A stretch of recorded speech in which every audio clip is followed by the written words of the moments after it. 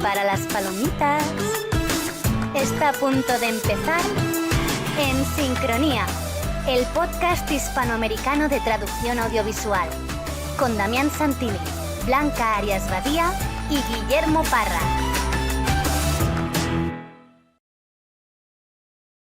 Les damos la bienvenida al episodio número 30 de En Sincronía, el primer podcast de traducción audiovisual del mundo. Soy Damián Santilli y estoy sincronizado desde Buenos Aires, Argentina, con Blanca Arias Badía en Barcelona y Guillermo Parra en Menorca. Hola, Blanca.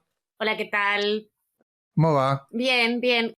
Una cosa, como es el programa 30 y mi querido amor cumple 30 dentro de muy pocos días, voy a mandarle un saludito con vuestro permiso, ¿vale? Me ha hecho una coincidencia. Hombre, me tenéis que dejar, por favor. Bueno, también te dejamos. Un saludo para Jan. Fiel oyente y buen crítico de este programa, debo decir. Correcto. Hace mucho por nosotros, así que... Sí, mucho. Escucharnos ya es demasiado. Eso ya es el gran favor.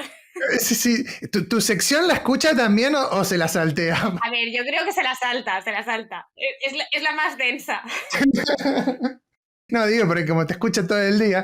Ya. No, por desgracia no me escucha todo el día porque trabajamos. No estaría mal. Pero bueno, bien. ¿Cómo va, Guille? ¿Todo bien? Pues por aquí todo estupendo. Yo estoy extasiado de haber asistido al primer congreso presencial en 2 años, por lo menos. Sí, la verdad es que lo extrañamos mucho eso, ¿no? Es muy lindo. Acá tenemos el Hispatab nosotros en el 30 de septiembre y 1 de octubre. Aprovechamos para volver a anunciar. No sé si lo hemos anunciado ya en el episodio anterior. Sí, pero poco. Anúncialo más. Poco, así por arriba, lo anuncio más. Bueno, 30 de septiembre y 1 de octubre en Buenos Aires, Argentina. Segundo Congreso Hispanoamericano de Traducción Audiovisual, Hispatab, con presencias muy importantes como la de Blanca Arias Badía y Guillermo Parra, que van a estar en Buenos Aires. Bueno. Exacto, los más importantes. dos presencias de primer nivel internacional, así que bueno, en el próximo episodio podemos contarles un poquito más. Pero bueno, antes de avanzar y recibir a nuestros primeros invitados del episodio de hoy, vamos a hablarles de nuestro patrocinador, la mejor herramienta en línea para creación, traducción y edición de subtítulos y closed caption para todos los idiomas. Tiene una interfaz web muy intuitiva y fácil de usar que nos permite trabajar como profesionales de la manera más sencilla. Pueden ingresar en una.net para probar el software gratis durante 4 semanas, mejorar su productividad y empezar a trabajar como profesionales hoy mismo. Y hablando de hoy, tenemos un episodio dedicado completamente al ENETI 2022. Guille, ya están acá con nosotros Victoria Vilaplana y Carlos Nájer, 2 de los organizadores del ENETI. Pero contanos primero, Guille, qué es lo que vamos a escuchar y a quiénes vamos a escuchar en este episodio especial de En Sincronía. Pues aproveché que el ENETI me pillaba cerca, que este año estaba en Madrid. Y bueno, a todo esto no hemos dicho que el ENETI realmente es el Encuentro Nacional de Estudiantes de Traducción e Interpretación. Exactamente, muy bien. De España. Y nada, es uno de los primeros congresos a los que asistí como estudiante. La verdad es que llevaba un montón de tiempo sin ir y tenía muchas ganas. Y bueno, ahí vimos a un montón de gente. ¿Cómo es que te dejaron entrar? ¿Había un arreglo ahí o algo? Me dejaron entrar como profesional y pagando, además. No te creas que... Bueno, bien. No te creas que voy de enchufado. Me parece un abuso, que hagáis pagar a Guillermo. Para eso, bueno. Está muy bien, hay que juntar fondos. Todos tienen que pagar. Fondos. Así me gusta. Claro, hay que apoyar estas iniciativas. Vale, venga. Yo apruebo. Y nada, había gente, claro, es un encuentro de traducción en general, donde se habla pues de interpretación, de traducción literaria, de médica, de lo que surja. Lo que pasa es que había muchas ponencias que tenían que ver directamente con el audiovisual o que era un tema más transversal que también tenía que ver con lo audiovisual. Así que aproveché para entrevistar a un montón de colegas conocidos y otros no tan conocidos, pero que tenían mucho que decir. Por ejemplo, hablamos de deontología y de derechos en general, o sea, derechos de autor, pero también derechos como traductores, cómo hacernos valer ante los clientes. Hablamos de intertextualidad, de hecho ahí estaba la mesa redonda con Kiko Rovira Veleta, que ya tuvimos en el programa. y hablaron de, pues ellos ponían ejemplos de Marvel y de Spider-Man y demás. Lo que pasa es que en realidad, bueno, el tema de la intertextualidad se puede aplicar a todo tipo de textos. Hubo una ponencia sobre los inicios en la traducción audiovisual. Más allá de lo que sería traducir series y películas, pues nos hablaron de diferentes salidas, de cómo trabajar como autónomos o en plantilla, de cómo gestionar nuestra relación con los clientes y demás. También hubo una ponencia sobre la naturalidad en la traducción, cómo conseguir un estilo natural y fluido. Y finalmente otra sobre la localización de videojuegos. Tampoco mucho más que decir porque tuvimos la suerte, eso sí, de que en la ponencia había un representante de cada papel dentro del ámbito de la localización. Entonces, por ejemplo, no solo hablamos del papel de la traducción y la revisión, el QA y demás, sino que había un tester, uno de estos que se dedican a jugar, a jugar como profesión. Ah, muy bien. Qué chulo. Así que charlamos con uno de ellos y nos explicó su visión. Y nada, yo me quedé con ganas de más todavía. La verdad es que fueron 2 días muy intensos. No pude estar en todas las ponencias, pero la verdad es que ojalá se hagan más cosas así con más frecuencia. Muy bien, muy bien. Tengo una curiosidad. ¿La persona que era tester, qué formación tenía? De traducción, lo que pasa es que trabajaba en plantilla para una empresa haciendo el testing de videojuegos.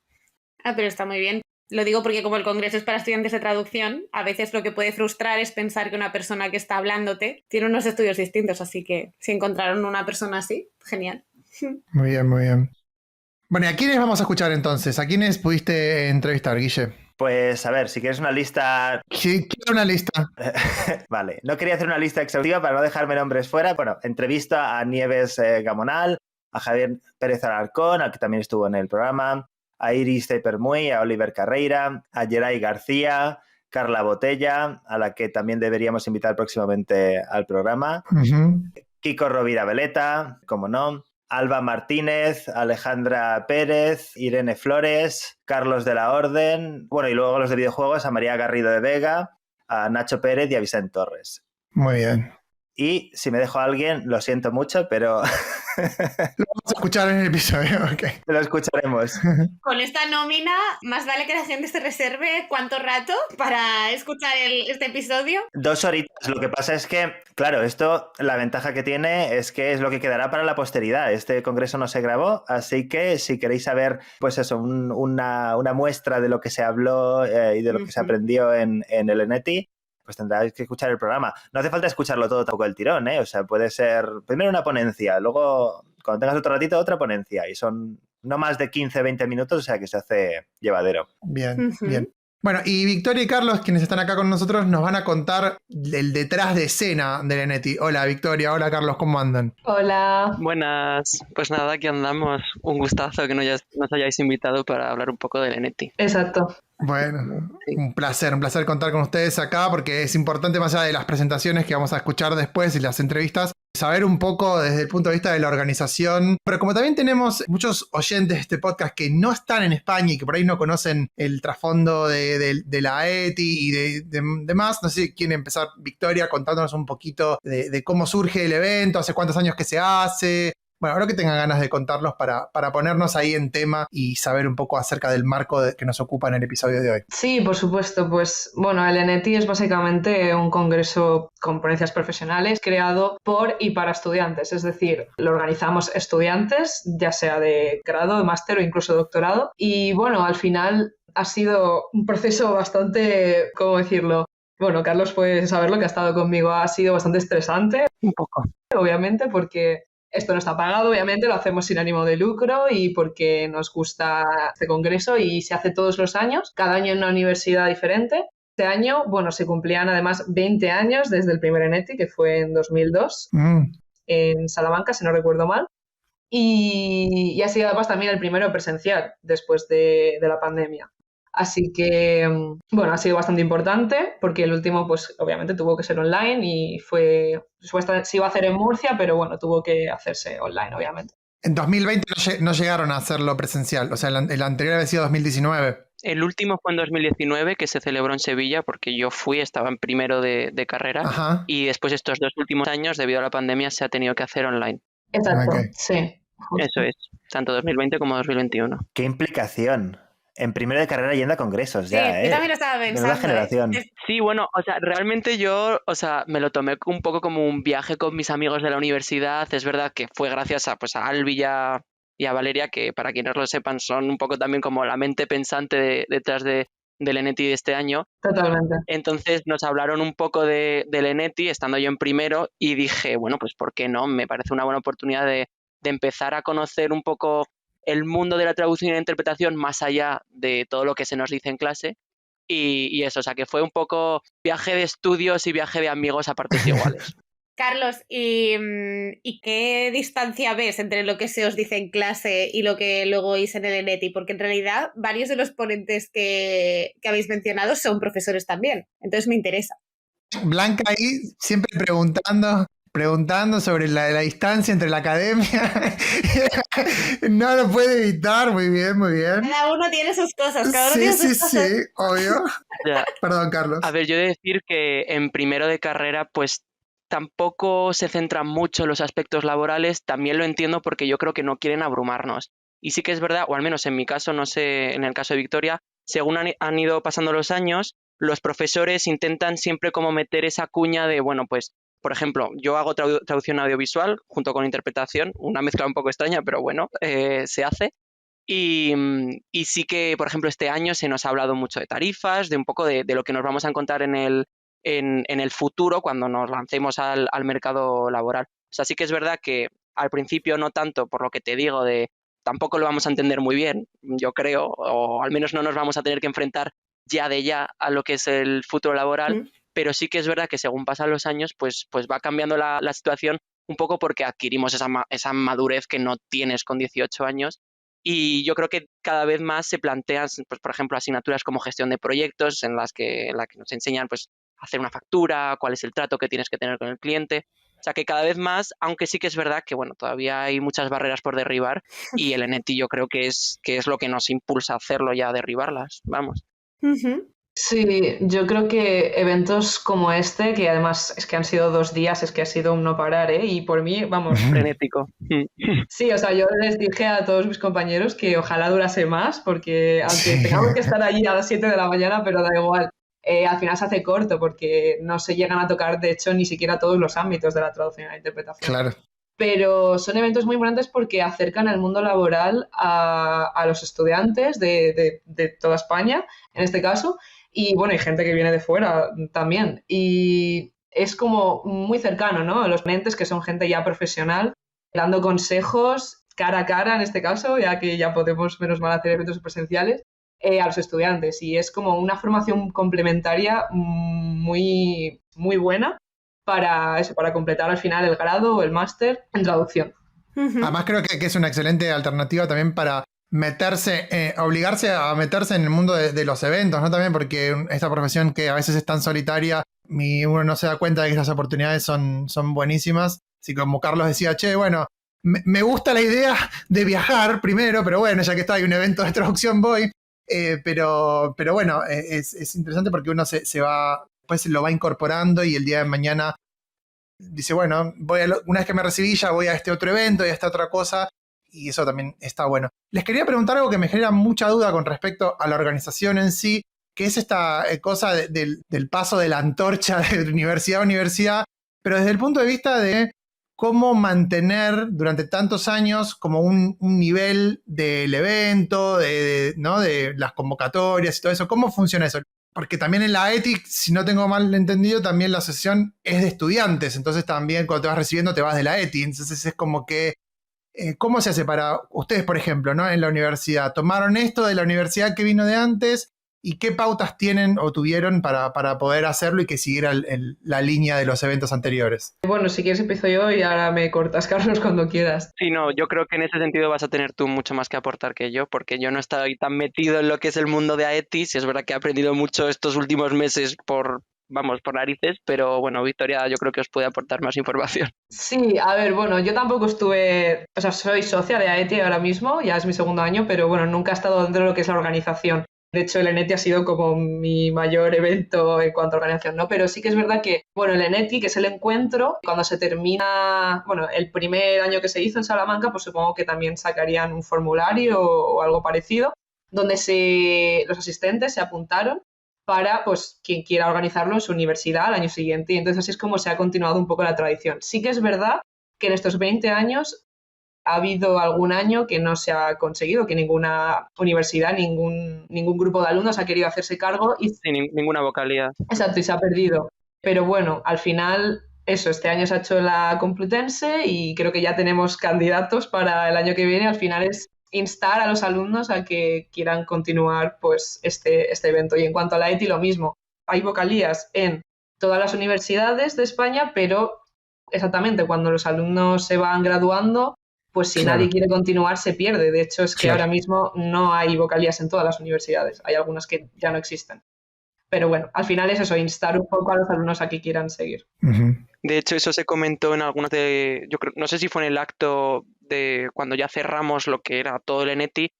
Al final, pues como comentaba Víctor al principio, es algo que hacemos por y para nosotros, que actúa pues en nuestro propio beneficio, y también pues continuar con ese legado depende enteramente de nosotros. Es decir, que si hay un año que no hay voluntarios, pues es una pena que se pierda algo tan bonito que al final lo creamos por y para nosotros y que no pueda tener esa continuación o esa prolongación en el tiempo. Total. Ujú. Y con respecto a los temas, ¿cómo eligen? Porque ahí Guille daba la lista larga de presentaciones que hubo sobre traducción audiovisual, pero es un evento global, no es solo de traducción audiovisual. Entonces, ¿cómo eligen la distribución o cómo eligieron para este evento ustedes la distribución de cuántas presentaciones va a haber sobre tal o cual tema? ¿Lo hacen en virtud de alguna votación o o un análisis que ustedes hacen de los intereses de los estudiantes de su universidad? ¿Cómo funciona eso? Yo creo que fue también un gusto un poco de la organización, ¿no, Carlos? No sé. Sí, bueno, no, pero es verdad que lo que sí hacemos y lo tenemos ya pactado es un sistema de call for papers, es decir, nosotros en la página, o sea, en la página de Twitter del ENETI todos los años se publica lo que se llama un call for papers, en el que los voluntarios que tengan pues algo que aportar o algo que decir o una ponencia que les hace especial ilusión presentar ese año, pues presentan su candidatura rellenando un formulario y es un poco pues quien antes lo haga, antes tiene su hueco. Es verdad que nos gustaría cubrir pues todas las áreas de la traducción y también yo reivindico mucho que se haga más se hagan más ponencias de interpretación porque se hacen muy pocas, desgraciadamente. Bueno, hubo algunas, sí. Hubo alguna, o sea, no me estoy quejando, pero sí es verdad que me gustaría que tuviese algo más de presencia en el ENETI. Está muy bien, quejate, Carlos, quejate, hay que quejarse. Sí, ¿verdad? Sí, reivindiquemos las quejas. Entendemos que en este podcast te quejas de que no haya interpretación en los medios audiovisuales, ¿no? O sea, alguien que haga una ponencia sobre interpretación en los medios audiovisuales. Por ejemplo, lo que sea, pero relacionada con la interpretación. Lo que sea. La que sea. Eso es, y bueno, pues funciona a través de ese sistema. Entonces, a veces es una pena porque igual, bueno, creo que nos ha pasado este año, de hecho, que alguien se presente a última hora con una propuesta muy interesante, Sí, pero es que claro. nosotros ya tenemos que presentar un horario con unas ranuras de tiempo como muy fijadas y ya no da el sistema y no da la organización. Exacto, las deadlines en este trabajo son muy importantes, hay que saber respetarlas. Sí. Porque además, al contrario que otros congresos pues más académicos y demás, no hay sesiones paralelas, sino que es una única sesión plenaria en el auditorio. Exacto. Entonces, sí, pero sí que es verdad que cuando yo fui, por ejemplo, a Sevilla en 2019, por la mañana teníamos un programa que era común a todos y después por la tarde se hizo algo que me pareció muy interesante y era que se hicieron talleres de traducción.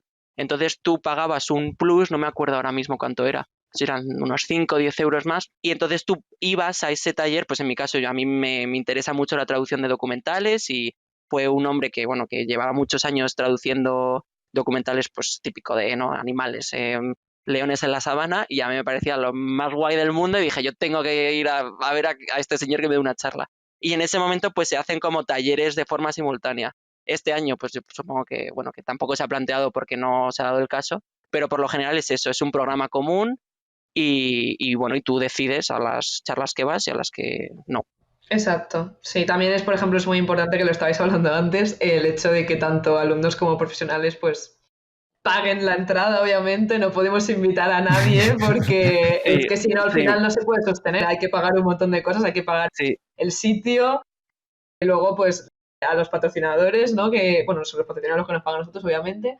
Menos mal. La comida, es que son muchas cosas, ¿eh? Son muchas cosas. no, sí, yo lo corroboro como tesorero, que se ha encargado este año un Exacto, poco sí. de llevar las finanzas del Eneti. Es que cada aportación es un granito de arena más para que esto pueda continuar. Y bueno, ojalá contar con el patrocinio suficiente como para no tener que depender de nadie e invitar a todo el mundo, pero desgraciadamente no. Y este año, la verdad es que, o sea, está feo que yo lo diga, pero joder, se han hecho muchas cosas y eso es en parte gracias a la contribución de cada uno. Estuvo muy bueno, está bien, hay que decirlo. La verdad que fue el mejor Eneti de los 20 años. Eso es. Muchas gracias. Hay que decirlo así con todas las letras. Bueno, Victoria, Carlos, muchas gracias por darnos este ratito en esta entrevista, esta introducción a este episodio cargado de invitados. Un placer charlar con ustedes y gracias también por tomarse el trabajo de hacer esto, porque realmente es muy meritorio que los estudiantes dediquen, sobre todo cuando están por terminar la carrera, ¿no?, una gran parte de su tiempo a que otros también puedan tener la oportunidad de participar y de estar en un evento así. Muchas gracias por invitarnos. Muchas gracias por invitarnos. Muy Ha sido bien. un placer. Gracias. Muy bien, y vamos entonces ahora a escuchar todas las entrevistas, así que tenemos 2 horas de Guillermo Parra entrevistando para todos los que están del otro lado. Espero que lo disfruten mucho. Guillermo lo disfrutó muy bien y nosotros, Blanca, nos vemos en el próximo episodio de En Sincronía. Los dejamos con Guille y las entrevistas. Hasta pronto. Vale, pues aquí estoy con Oliver Carreira, que nos va a hablar de en la misa de media tarde, Defiende tus sagrados derechos, ¿de qué nos vas a hablar?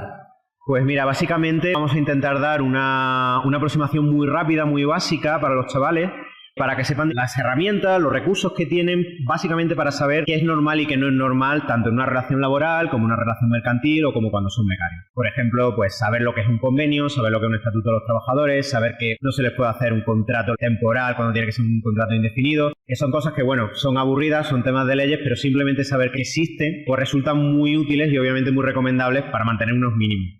¿Y cuál dirías que es el error más común con el que más te encuentras o los temas más problemáticos dentro de este ámbito? Pues mira, como pasa en general en traducción, lamentablemente últimamente, no mirar en Google. Hoy en día no es una cuestión de que no haya información, de que no haya recursos. Lamentablemente hay quizá un exceso de recursos, un exceso de información. Por ejemplo, yo doy clase entonces a mis chavales que van a salir al mercado pues en cuestión de pocas semanas, porque yo doy clase en cuarto. Siempre les digo, oye, si tenéis un trabajo, tenéis unas prácticas, tenéis tal, simplemente mirad en Google cuando os propongan algo, si es razonable. Cuando digo Google me refiero a preguntar en redes sociales.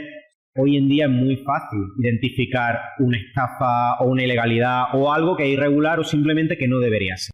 Tener esa sospecha siempre, no es desconfiar de tu jefe o de quien te contrata, pero bueno, una sana desconfianza siempre es muy buena.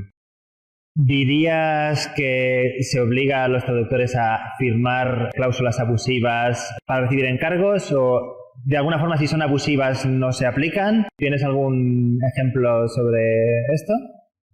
A ver, yo no te puedo decir que sea algo generalizado porque obviamente te puedo hablar de mi experiencia. Yo sí recuerdo, por ejemplo, hace ya bastante años, cuando yo empecé hacia traducción editorial y una de las cláusulas, además en negrita, que aparecía en el contrato, era la renuncia al cobro de derechos de autor, la renuncia incluso a la condición de autor secundario, de traductor, es decir, que tu nombre figure no solo ya en el libro, sino que tiene que estar en la ficha del ISBN. No sé si es generalizado, que ocurre, por supuesto, y entonces está bien saber, digamos, cuáles son tus derechos básicos para que eso no pase. O bueno, lamentablemente todos hemos tenido un primer trabajo en el que algunas veces pues no hemos tenido las condiciones ideales, adecuadas o incluso legales. No estoy diciendo obviamente que haya que aceptar ese tipo de cuestiones, pero hay gente que pues que por lo que sea no le queda otra y al menos que sepan que eso que se está haciendo con ellos es una ilegalidad o que es una irregularidad. Para que si a lo mejor se coge un contrato pues porque está en una condición de precariedad, de que necesitan el dinero, sabemos perfectamente cómo está la situación en España, o al menos sepan que cuando a partir de ahí puedan optar a algo con mejores condiciones, porque sepan que eso está mal. Porque hay derechos que son irrenunciables realmente, ¿no? Por ley. Claro, los derechos son irrenunciables. Por ejemplo, en el ámbito laboral, un ejemplo muy claro. Tú no puedes renunciar a las vacaciones. Tú tienes que tener vacaciones. Y eso se hace así para que los trabajadores no puedan generar una presión inadecuada sobre el resto de trabajadores. El tema es que los derechos son irrenunciables, pero no son de aplicación automática. Si a ti no te pagan las horas extras, si a ti no te dan los días de vacaciones o de asuntos propios o derechos, etcétera, lo que sea, tienes que ser tú el que lo solicite. No va a venir nadie a hacer esa lucha. Entonces, en ese sentido, la charla que vamos a hacer va también en esa línea. Es decir, chicos, recordad que los primeros que tienen que demandar esos derechos, esas obligaciones legales, sois vosotros, porque la otra parte que lo hace inadecuadamente, pues no lo va a hacer por sí mismo. ¿Y esto es algo que crees que es más problemático cuando uno trabaja como autónomo o también está presente cuando uno trabaja como asalariado? ¿Hay alguna diferencia destacable? Yo creo que, a ver, hay diferencias, porque el ámbito laboral tiene una normativa muy clara, el ámbito mercantil va por otro lado. Pero lo que sí quizá yo aprecio de mi experiencia es que cuanto más joven eres, no solo en cuestión biológica, sino en cuestión profesional, más fácil es aprovecharse de ti. Tú ya llevas mucho tiempo, aunque solo sé porque te has llevado muchos palos, sabes lo que hay. Entonces, yo creo que la explotación, en todas sus formas, se concentra en la gente con poca experiencia y en la gente mal informada. Entonces, con los estudiantes y la gente en sus primeros trabajos, es quizá el espacio, la fase en la que esto pues, es más relevante que intentemos actuar, porque además no solo por ello, sino porque nos beneficia a todos tener una profesión saneada en el sentido de tener buenas condiciones. ¿Y alguna recomendación concreta para las prácticas? Pues intentar que las prácticas estén en el ámbito más regulado posible. Normalmente unas prácticas que tú negocias directamente con la empresa van a tener menos elementos de supervisión que, por ejemplo, unas prácticas de universidad o unas prácticas de un centro reglado de cualquier tipo. Informarse mucho, siento repetir esto, pero saber cuáles son tus derechos como persona en prácticas, persona becaria, porque un becario no es un trabajador. Hay una serie de cuestiones que se deben saber y si no se informan, pues conocerlas. O sea, en la mayor parte de los casos las prácticas transcurren bien y con los derechos adecuados, los seguros adecuados. Pero cuando eso no ocurre así, por desconocimiento, por mala praxis, pues se tiene que saber pues para corregirlo. Vale, pues muchas gracias, Oliver, y que vaya muy bien la ponencia. Gracias, Guillermo. Pues antes hemos hablado con Oliver Carreira, antes de la presentación, y ahora estamos después de la charla de Misa de Media Tarde, Defiende tus sagrados derechos, con Javier Pérez Alarcón. Hola, Javier. Eso me temo, hola. Con Nieves Gamonal. Hola, Nieves. Hola, muy buenas. Y con Iris Cepermuy. Hola, Iris. ¿Qué tal? Contadnos, ¿qué tal ha ido la charla? ¿De qué habéis hablado? Hemos hablado de que hay que defender tus derechos y está muy bien, muy bien. No, hemos hablado pues eso, de un poco de las cosas que cuando sales de la carrera no sabes del mercado laboral, etcétera, y que es como por dónde es más fácil que te la intenten colar o que te la cuelen, porque creo que a todos nos las han colado en algún momento. Y entonces aprovechando que aquí hay pues mucha gente, pues para concienciar un poco sobre, bueno, intentar evitar esto, intentar hacer lo otro, para que a los muchachos les vaya bien, y si les va bien a ellos nos irá bien a todos. ¿Ejemplos concretos de coladas que se hayan hecho? Bueno, a mí me han intentado colar, por ejemplo, un 20% de descuento con traducción automática forzada, sin avisarme de esa condición, ¿no? Ya bien crecidita. O sea que hay que estar atento incluso cuando llevas mucho tiempo de experiencia a tus espaldas. A mí me han intentado colar una posedición como revisión. Me han intentado colar una posedición como si fuera revisión, con la reducción de tarifa que eso supone. También me han intentado colar algo que yo creo que eran fansubs, porque es que no podía ser ni siquiera posedición porque había faltas de ortografía, cosas extrañísimas, palabras inventadas, y me lo habían intentado colar también como revisión cuando tuve que retraducirlo por completo y con plazos que ya eran ajustados para la revisión. Siempre van a intentar mínima tarifa, mínimo plazo y hay que estar muy atento. A mí me han intentado colar básicamente ajuste por regalado, o sea, pagamos tanto por la traducción y el ajuste, y es de no, pero yo decirles, no, pero tanto por la traducción y otro tanto por el ajuste, digo, porque esto que me ofreces por el ajuste estaría por debajo del convenio y tal. No, tanto por las dos cosas, digo, las dos cosas juntas, ya ni siquiera es que es el ajuste por debajo del convenio, es que es el ajuste por debajo del convenio y la traducción regalada, supongo.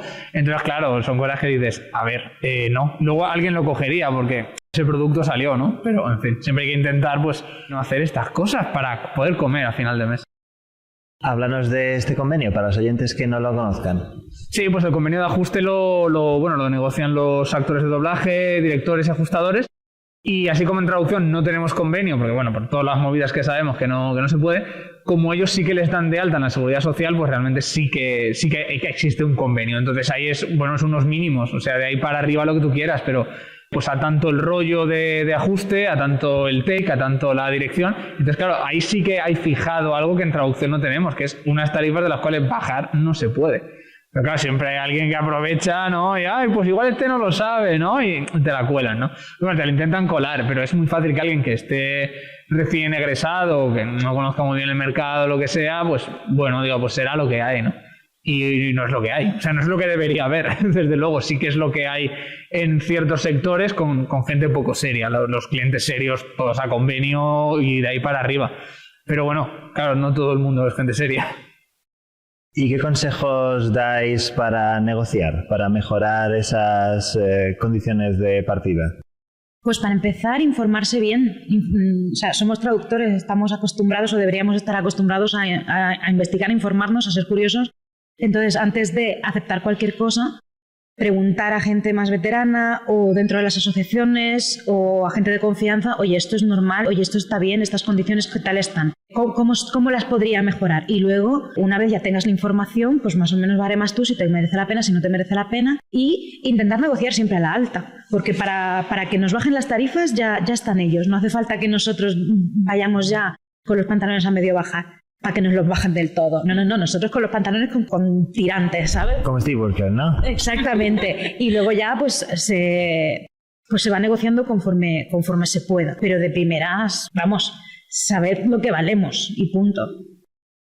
También otra cosa que hemos comentado es la importancia de mirar cuánto ganan estas empresas con nuestro trabajo, ¿no? Y cuánto facturan en bolsa, o en cuánto están valoradas, o dónde tienen su sede. Todas esas cosas ayudan mucho a la hora de ver si un cliente realmente sí que tiene dinero o no tiene dinero para pagarnos una buena tarifa, ¿no? Por regla general, si es una empresa multinacional, yo creo que tiene dinero, ¿no? Sí, esto es un poco lo que planteábamos, ¿no? Que quizá, pues hombre, si tienes dinero para construirte un cohete e ir al espacio, quizá tienes dinero para pagar a la gente. Eso es una idea loca que se nos ocurre a nosotros. Pero vaya, que sí, totalmente. Y ha salido muy de pasada el tema del convenio colectivo. ¿Cuál es vuestra opinión sobre este posible convenio que en este caso se aplicaría en Europa? ¿Cómo veis la situación? ¿Creéis que es una utopía, que es algo alcanzable? ¿Cómo está la situación? Yo sinceramente sí creo que va a salir la posibilidad de que se negocie un convenio, porque es verdad que Europa está como muy a tope con este tema, porque lo recomendaron, dijeron que había que hacer un estatuto del artista europeo, etcétera, etcétera. O sea, todo esto apunta en base a que sí parece, ¿no?, que va a salir. Lo que sí me temo es que, claro, esto vamos a poner que se aprueba el mes que viene, es un poner, ¿eh? De que se aplique, falta tiempo, porque además seguramente la aplicación no sea una aplicación de, pues a partir de ahora se aplica automáticamente, sino será de, se abre la puerta a que cada Estado miembro legisle para... O sea, que nos podemos ir a 1 año, 2 años, 3 años, ¿no?, hasta que se pueda aplicar realmente. Entonces, aunque yo soy optimista con esto y sí que creo que realmente va a acabar abriéndose la posibilidad de que las asociaciones negocien los convenios colectivos de autónomos, yo no la jugaría toda esa carta. O sea, es lo que les digo siempre, también lo digo a los alumnos, que es de por mucho que esto pinte bien, hasta que llegue ese momento, cada uno tiene que pelear sus tarifas, porque si no es de no, yo voy a estar aquí mal viviendo porque cuando se apruebe el convenio la cosa mejorará. Oye, pues mejorará o no, y a lo mejor de aquí a que el convenio llegue está esto tan erosionado que ya es tarde. Entonces, está muy bien tener esa zanahoria, ¿no?, en el horizonte, pero hay que pelear día a día, porque es que si no, mientras te comen, o sea, vas a llegar con 30 kilos menos de no comer, ¿sabes? Y ya no solo eso, sino que si cuando llegue el momento de plantarse, porque por suerte se ha aprobado esta posibilidad de convenio colectivo, etcétera, etcétera, llega el momento de plantarse, llega el momento de fijar estas tarifas mínimas o este rango de tarifas, esta horquilla, ya hemos tirado todas las tarifas por suelo, no nos va a servir para absolutamente nada, porque ya va a estar tan bajo el baremo que es que nos va a dar igual tener un convenio o no tener un convenio, porque ya no se va a poder vivir de esto. Sobre todo que es que los precios no dejan de subir en todo y nuestras tarifas no dejan de bajar, ya no de estabilizarse, sino de bajar. Es vergonzoso, o sea, y es peligroso. Entonces, realmente la responsabilidad es de cada uno, para consigo mismo y para el gremio entero. ¿Y diríais que con clientes directos esta tendencia es la misma? Depende un poco. Por regla general, Yo diría que no, que los clientes directos suelen ser más conscientes de lo que vale un trabajo bien hecho y por eso precisamente no lo dejan externalizado en manos de agencias que podrán ser muy cómodas en el sentido de que no tienen que encargarse ellos de buscar a todos los traductores de todos los idiomas, gestionarlos, resolverles las dudas y demás, pero es que la realidad es que muchas veces las agencias más grandes tampoco hacen este trabajo por ellos y al final se acaba preguntando al cliente final, con lo cual ese paso intermedio no se entiende muy bien. Diría que la mayoría de clientes directos entienden eso y por eso gastan el dinero en construir sus propios departamentos internos. En mi caso de localización, por ejemplo, pero en otras ramas pasa un poco lo mismo. Pero yo, por ejemplo, pues vengo de tener una experiencia muy reciente en la que un cliente directo me está aplicando prácticas de las peores de una agencia y bueno, pues se acaba la colaboración ahí, ¿no? O sea, que da miedo porque yo creo que sí que está habiendo un pequeño contagio en ese sentido. Se está normalizando tanto ciertas prácticas de las agencias que hay clientes directos que también creo que sí que las están adoptando. Entonces eso también es preocupante, por supuesto. Que de repente dicen, no, yo puedo conseguir tarifas más competitivas, ¿no? Exacto. Yo lo que estoy viendo en el mercado audiovisual es que depende también mucho de qué tipo de cliente directo. Porque si yo trabajo, por ejemplo, para empresas de publicidad, para empresas tecnológicas que hacen vídeos corporativos, a mí me pagan lo que les pido porque están acostumbrados a manejar cantidades ingentes de dinero que yo no veré en mi puñetera vida. Sin embargo, cuando trabajo con estudios que llevan la producción de películas normalmente independientes, para festivales o lo que sea, ahí ya la cosa cambia un poco, pero porque ellos no han hecho este ejercicio del que nosotros estamos reivindicando de poner en valor su trabajo y el nuestro.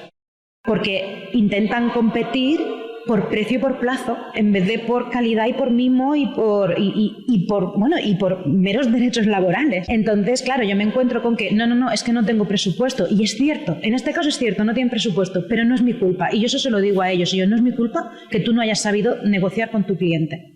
La responsabilidad no recae en mí. Yo no tengo por qué bajar mis tarifas porque tú hayas decidido que vas a competir por precios. Si tú me quieres a mí para que yo te haga esta audiodescripción, me tienes que pagar a mí mis tarifas y aprender a negociar tú mejor con tu cliente y venderte tú mejor con tu cliente. Y no son agencias, son clientes directos. Lo que pasa es que, claro, hay un cierto intermediario, pero que al final son igual de pringados que nosotros.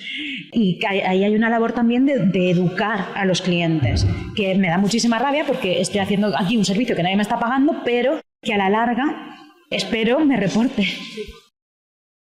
Y han salido muchas preguntas en vuestra sesión. ¿Os gustaría destacar alguna o hay alguna inquietud que digáis, pues esto cada vez que voy a dar una charla siempre la tienen los estudiantes, o esta pregunta nunca me la hacen y es algo que deberíamos responder? Siempre sale lo de las prácticas, lo típico, pero ¿cuánto? Yo en audiovisual me refiero, lo del tema de, no, bueno, es que he hecho un encargo real y entonces no sale mi nombre, pero me ha dicho la persona de prácticas, ¿no? El autónomo con el que he hecho las prácticas, que me deja registrar los derechos, que me deja, y es de, no te deja, es que no puede no hacerlo, o sea, que el hecho de que no ponga tu nombre ya es una infracción de la ley de propiedad intelectual, o sea, ya es ilegal, no es ético y además no es legal, pero además lo de no, te dejo como un favor, como para quedar de guay, ¿no? Como vienes y soy generoso que te dejo a que te registres los derechos. Y realmente esos derechos son irrenunciables por ley. Entonces, el convenio de Berna existe, la ley de propiedad intelectual española existe. Entonces, esto no es ningún favor que te están haciendo, ¿no? Y esto suele salir cuando yo, pues en las clases del máster, en las charlas, es un tema recurrente que yo, o sea, en realidad me gusta que sea recurrente porque significa que se lo plantean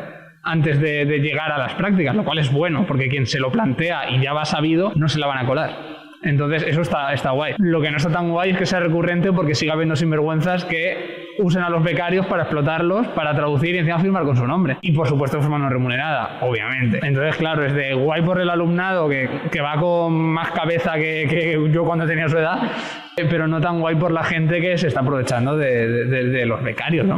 Que me parece una sinvergonzonería brutal, ¿no? Otra cosa que nos preguntan mucho, o que ha salido hoy por lo menos, es cómo luchar, ¿no? Contra esa precariedad. ¿Qué hago yo a título individual, que soy un simple estudiante, que suficiente tengo, ¿no? Muchas veces con encontrar mi primer trabajo para luchar contra todo esto. Y bueno, pues nosotros siempre les insistimos en el tema de asociarse y de intentar lucharlo de forma colectiva. Así que es lo que dice Javi, que es algo que lleva mucho tiempo, muchos años, mucho esfuerzo y bueno, pues hace falta, ¿no? que eso tenga una continuación y que la gente que viene detrás de nosotros también venga con ganas de peleárselo un poco porque no son cambios que podamos hacer muchas veces ni en 2, ni en 5 años, ni en 10 y hace falta, ¿no? Esas manos y sí que vemos interés. Yo me he quedado muy contenta con la charla porque he visto mucho interés y mucho apoyo y mucha conciencia y a mí me da muchísima alegría ver que la gente sale con más, lo que decía Javi, con más cabeza de la que tuvimos nosotros nunca a su edad.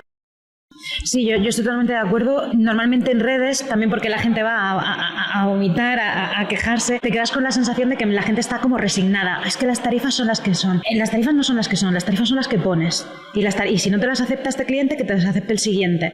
Pero si todos nos resignamos a es que las tarifas son las que son, ahí es donde se acaba el problema. O sea, donde empieza el problema y donde se acaba nuestro poder de negociación. Hay una cita que me gusta mucho de Angela Davis que dice: no estoy aceptando las cosas que no puedo cambiar, estoy cambiando las cosas que no puedo aceptar. Y yo creo que esa es la actitud con la que debemos enfrentarnos a la situación que estamos viviendo. No puede ser que la inflación esté por las nubes y nuestras tarifas estén cada vez más bajas. No podemos aceptarlo. Y una forma de luchar, como decía Nieves, es asociarse, es informarse, es la sensación de colectivo, la sensación de gremio, tener esta, o sea, luchar por ti, luchar por el de al lado y bueno, y darte cuenta que perteneces a algo, que cuando estás aceptando tarifas irrisorias no solo te estás perjudicando a ti, pero es que además es que también te estás perjudicando a ti porque es pan para hoy y hambre para mañana y encima es pan duro y reseco para hoy, que lo decía, creo que fue Javi en otra, sí, es que... Sí, o sea, hace falta luchar y me ha gustado mucho ver que a pesar de que en Twitter las sensaciones de resignación, aquí yo no he visto a nadie resignado. Se iban con ganas de pelea, vamos, de pelea buena, ¿sabes? Entonces, la verdad que sí, o sea, yo ya digo que cuando yo estaba en la universidad ojalá hubiera visto yo la motivación que he visto hoy. O sea que... yo aparte he notado como un cambio generacional en el que veo que los estudiantes vienen a estas cosas, también eso, mucho más a informarse y a hacer piña que no a conocer a esta persona o a esta otra o no, esto que hubo por lo menos en mi época cuando yo me licencié un poco el fenómeno fan, que creo que hizo mucho daño en su momento porque también aunque fuera de forma muchas veces sin querer, que le transmitió también a los chavales como unas expectativas que no eran realistas, ¿no? Y nosotros sin embargo pues creo que los 4 podemos decir que nos ha ido muy bien y sin embargo pues bueno, pues aún así estamos aquí, ¿no? Quejándonos y dando la brasa y creo que eso es importante también, ¿no? Que quienes estamos quizá en una posición de más capacidad de negociación seamos quienes llevamos el testigo, pero necesitamos a gente detrás porque si no, cuando no estemos, que algún día nos moriremos, pues a ver quién lo hace, ¿no?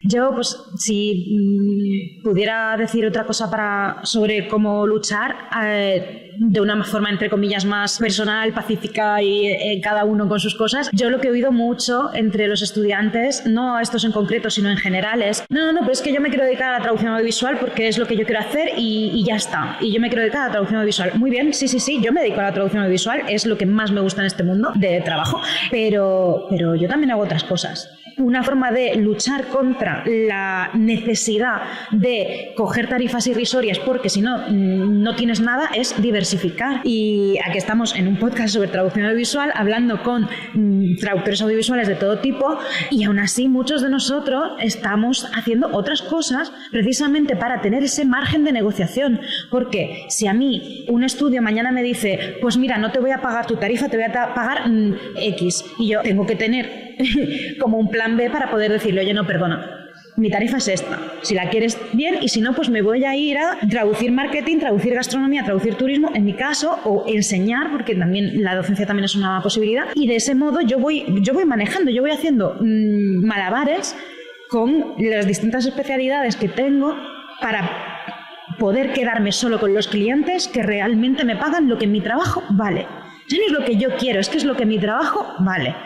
El valor añadido que yo aporto tiene un precio, mi tiempo tiene un precio, mi experiencia tiene un precio, todo, o sea, yo tengo un precio, o sea, entonces, pues eso, hay que otorgarse a uno mismo esa capacidad de negociación y diversificar es una forma. Y oye, si yo dentro de X años puedo decir adiós a todas mis traducciones de cosmética, que sinceramente no me hacen demasiada ilusión, pero pagan muy bien las facturas, pues mira, le diré adiós a las traducciones de cosmética. Pero si un día llega un momento en el que todos los estudios para los que colaboro se convierten en agencias malvadas y no me pagan lo que me tienen que pagar, pues mira, pues soy traductora de cosmética.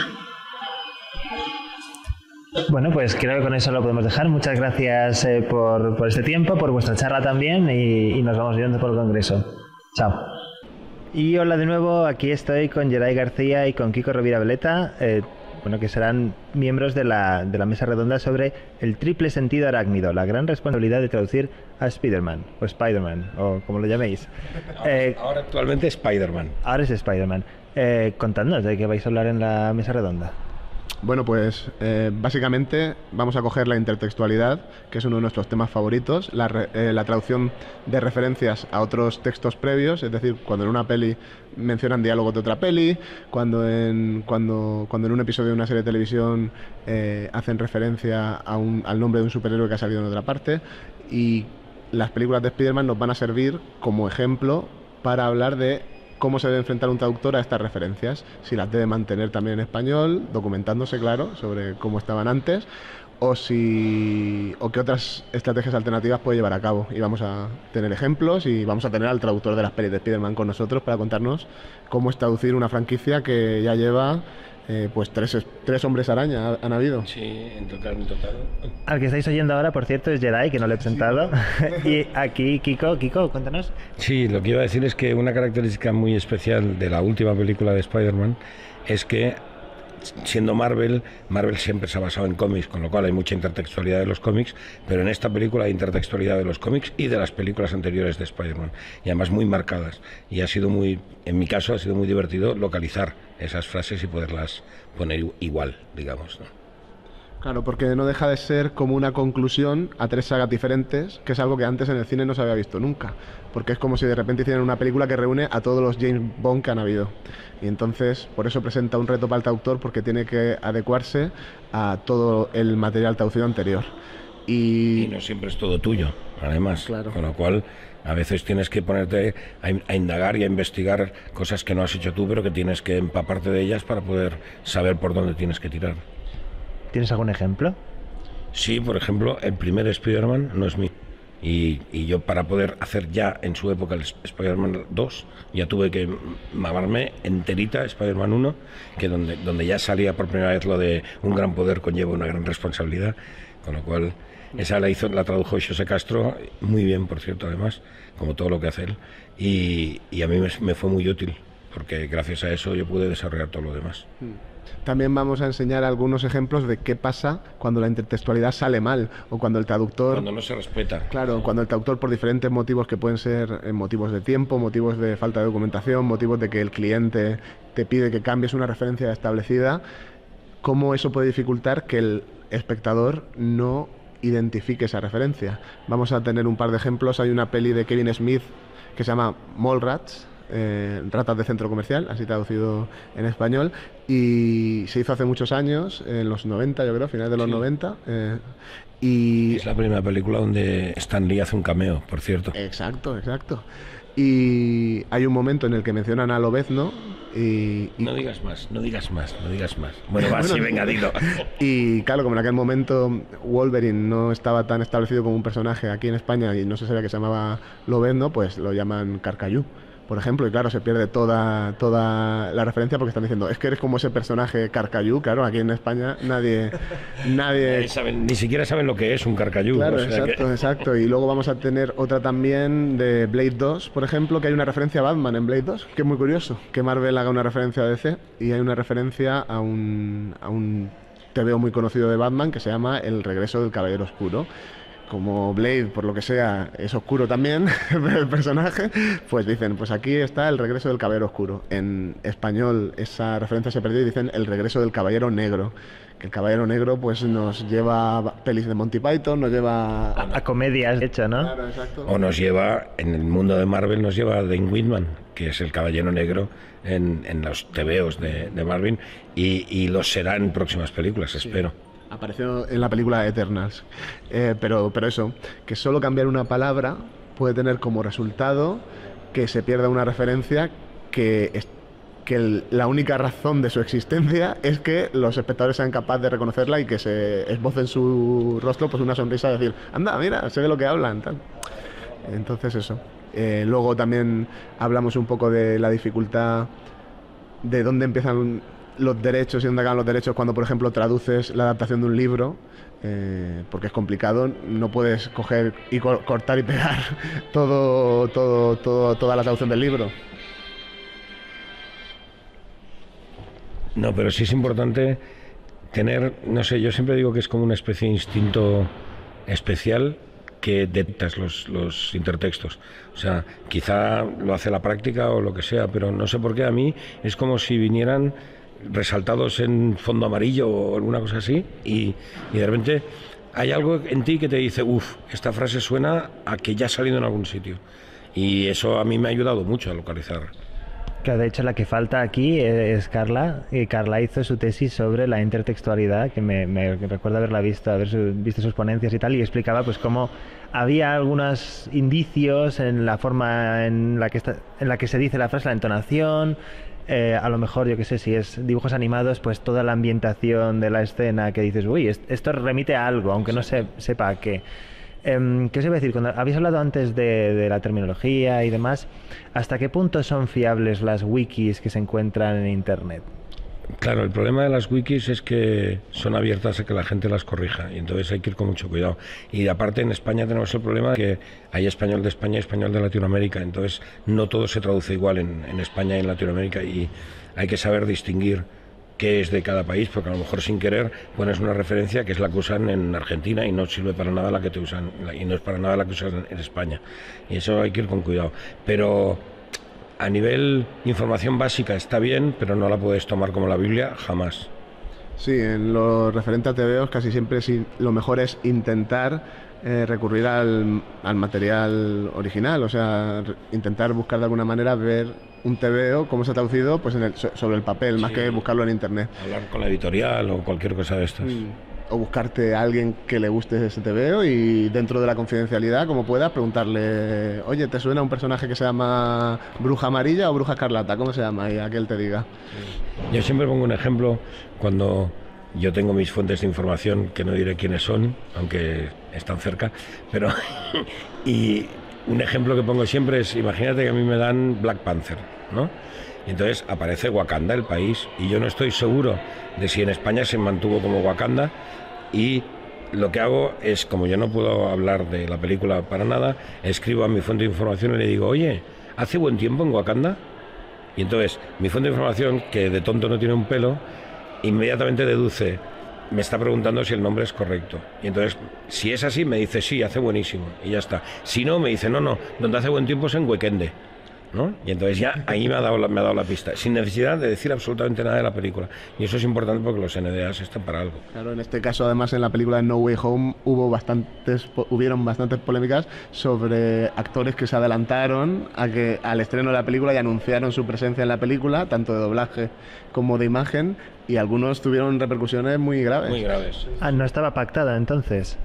Cuando cuando vas de la lengua y algo que había que mantener en secreto, ya sea porque era un cameo o por lo que fuera, si lo dice o el actor de doblaje o el actor original, se están saltando el NDA. Lo que pasa es que no es lo mismo que se salte Tom Holland. Que se lo salta por costumbre. Claro que no lo vas a echar, pero a lo mejor al traductor que hace un personaje en una serie de Disney Plus, por ejemplo, lo puedes echar si se va de la lengua antes de tiempo. De hecho, hubo un disgusto con Bruja Escarlata, ¿verdad? Con un actor. Sí. Y en este caso de No Way Home también hubo pistas de gente que se adelantó y dijo, a lo mejor esta película es algo, y no lo tendría que haber dicho, cosas así. Estas cosas siempre pasan porque, claro, tú sabes que hay una legión de gente esperando la película, entonces mantener el silencio es algo a lo que te acostumbras, pero que a veces cuesta mucho. O sea, yo recuerdo, perdón que me hable de esto, recuerdo haciendo el primer episodio del regreso de Star Wars, digamos, el episodio 7, había algo muy gordo y yo lo había visto en septiembre y hasta diciembre me tuve que estar callado y no decir nada, y a veces las tripas te cuestan, porque claro, tienes ganas de contarle a todo el mundo, pues pasa esto, ¿no? Pero no puedes, evidentemente. Y otro tema del que hablamos en la presentación que en esta película es bastante importante son los idiolectos, porque como aparecen personajes de diferentes sagas, diferentes líneas temporales, hay que marcar muy bien cómo habla cada uno, que eso Kiko lo ha trabajado bastante en esta película, y que cada uno tenga su propia personalidad y sea identificable, ¿verdad? Claro, sí, los idiolectos es básico. Desde el momento que existe el UCM, el Universo Cinematográfico de Marvel, ellos se han preocupado en cada franquicia de dar un carácter a cada personaje y hacerle hablar de una manera, etcétera, etcétera. Cuando de repente aparecieron los Vengadores, tenías que mantener el idiolecto de cada uno para que simplemente sin abrir los ojos, escuchando solamente y doblado por una persona neutra, no por el actor o actriz que los dobla normalmente, saber solo por las frases qué personaje era el que hablaba. Y en este Spider-Man último todavía más, porque claro, hay 3 Spider-Man de 3 épocas distintas, ¿no? Y eso es importante. ¿Y dirías que las frases son igual de memorables o igual de destacables en el original, o tienes que hacer un esfuerzo extra en la traducción? No, yo creo que simplemente si tú localizas la frase y la pones igual, sabes que si en Estados Unidos esa frase cuajó, su versión en español también cuajó. Y la gente, hay un momento en el que hablaremos del que vamos a hablar de una frase de Willem Dafoe. De Willem Dafoe, que estaba pensando en el personaje, no en el actor, que habla de he hecho mis pinitos, yo también he hecho mis pinitos como científico. Eso es una frase que en cuanto la dice, todos los seguidores de Spider-Man saben inmediatamente, tienen la imagen de Spider-Man 1 del tío diciéndolo. Y es inmediato. Y encima una película que no era mía. Exacto, era Bichos, precisamente. Y esa frase se ha convertido en un meme en internet también, que por lo que la han incluido en la película. Claro. ¿Alguna cosa más que queráis adelantar para nuestros oyentes que no puedan asistir al Congreso? No sé, que yo creo que la ponencia va a estar muy bien, que ha estado muy trabajada, sobre todo por Geray y por Carla, que yo simplemente estoy un poco de añadido por ser quien soy, nada más, porque las he traducido yo. Que ya es bastante. Bueno, no sé, pero yo creo que va a ser espectacular. Estoy convencido, vamos. Y nada, y que se acerquen al tema de la intertextualidad, que es un tema muy interesante y muy importante para la traducción, porque aunque estés traduciendo un reality, si mencionan un título de una película que cambia en español, ya lo tienes que cambiar para que siga funcionando. El ejemplo de Big Bang Theory, por ejemplo, es básico. O sea, Big Bang Theory está llena toda la serie de referencias, toda. Exacto. Entonces, claro, tú no puedes haberlas visto todas, pero te tienes que documentar sobre todas. Eso sí. Y va un público especializado en esa materia que va a querer reconocer todo. Y entonces, aunque a lo mejor los traductores no somos superhéroes, pero bueno, vamos en pijama, pero no somos superhéroes, pues tenemos el gran poder de traducir las cosas y la gran responsabilidad de hacerlo bien. Entonces yo creo que es interesante que se hable más de la intertextualidad y que se empapen de esta materia, básicamente. Y como decíamos también, podéis leer sobre el tema. Carla Botella ha publicado bastantes artículos sobre esto, aparte de su tesis. Y nada, pues muchas gracias por vuestro tiempo, y a la salida pillaré al público por banda a ver que comparta sus impresiones sobre la charla. Estoy seguro de que les va a encantar. Ay, perfecto, pero nos la jugamos un poco, pero bueno, no pasa nada. Yo estoy confiado completamente. Gracias, hasta luego. Pues saludos a todos, yo soy Guillermo y estamos aquí con Irene Flores. Hola, Irene. Hola. Alba Martínez. Hola, Alba, saluda. Hola, buenas, ¿qué tal? Y Alejandra Pérez. Hola, Alejandra. Hola, ¿qué tal? ¿Cómo estáis? Ellas tres vienen aquí a Leneti y a Madrid a hablarnos de los inicios en la traducción audiovisual, más allá de traducir pelis y series. Esta será su ponencia, que presentarán el viernes, la mañana del viernes, y además de la presentación han sido tan amables de darnos un ratito para esta entrevista, así que van a hablarnos un poco de su ponencia de mañana.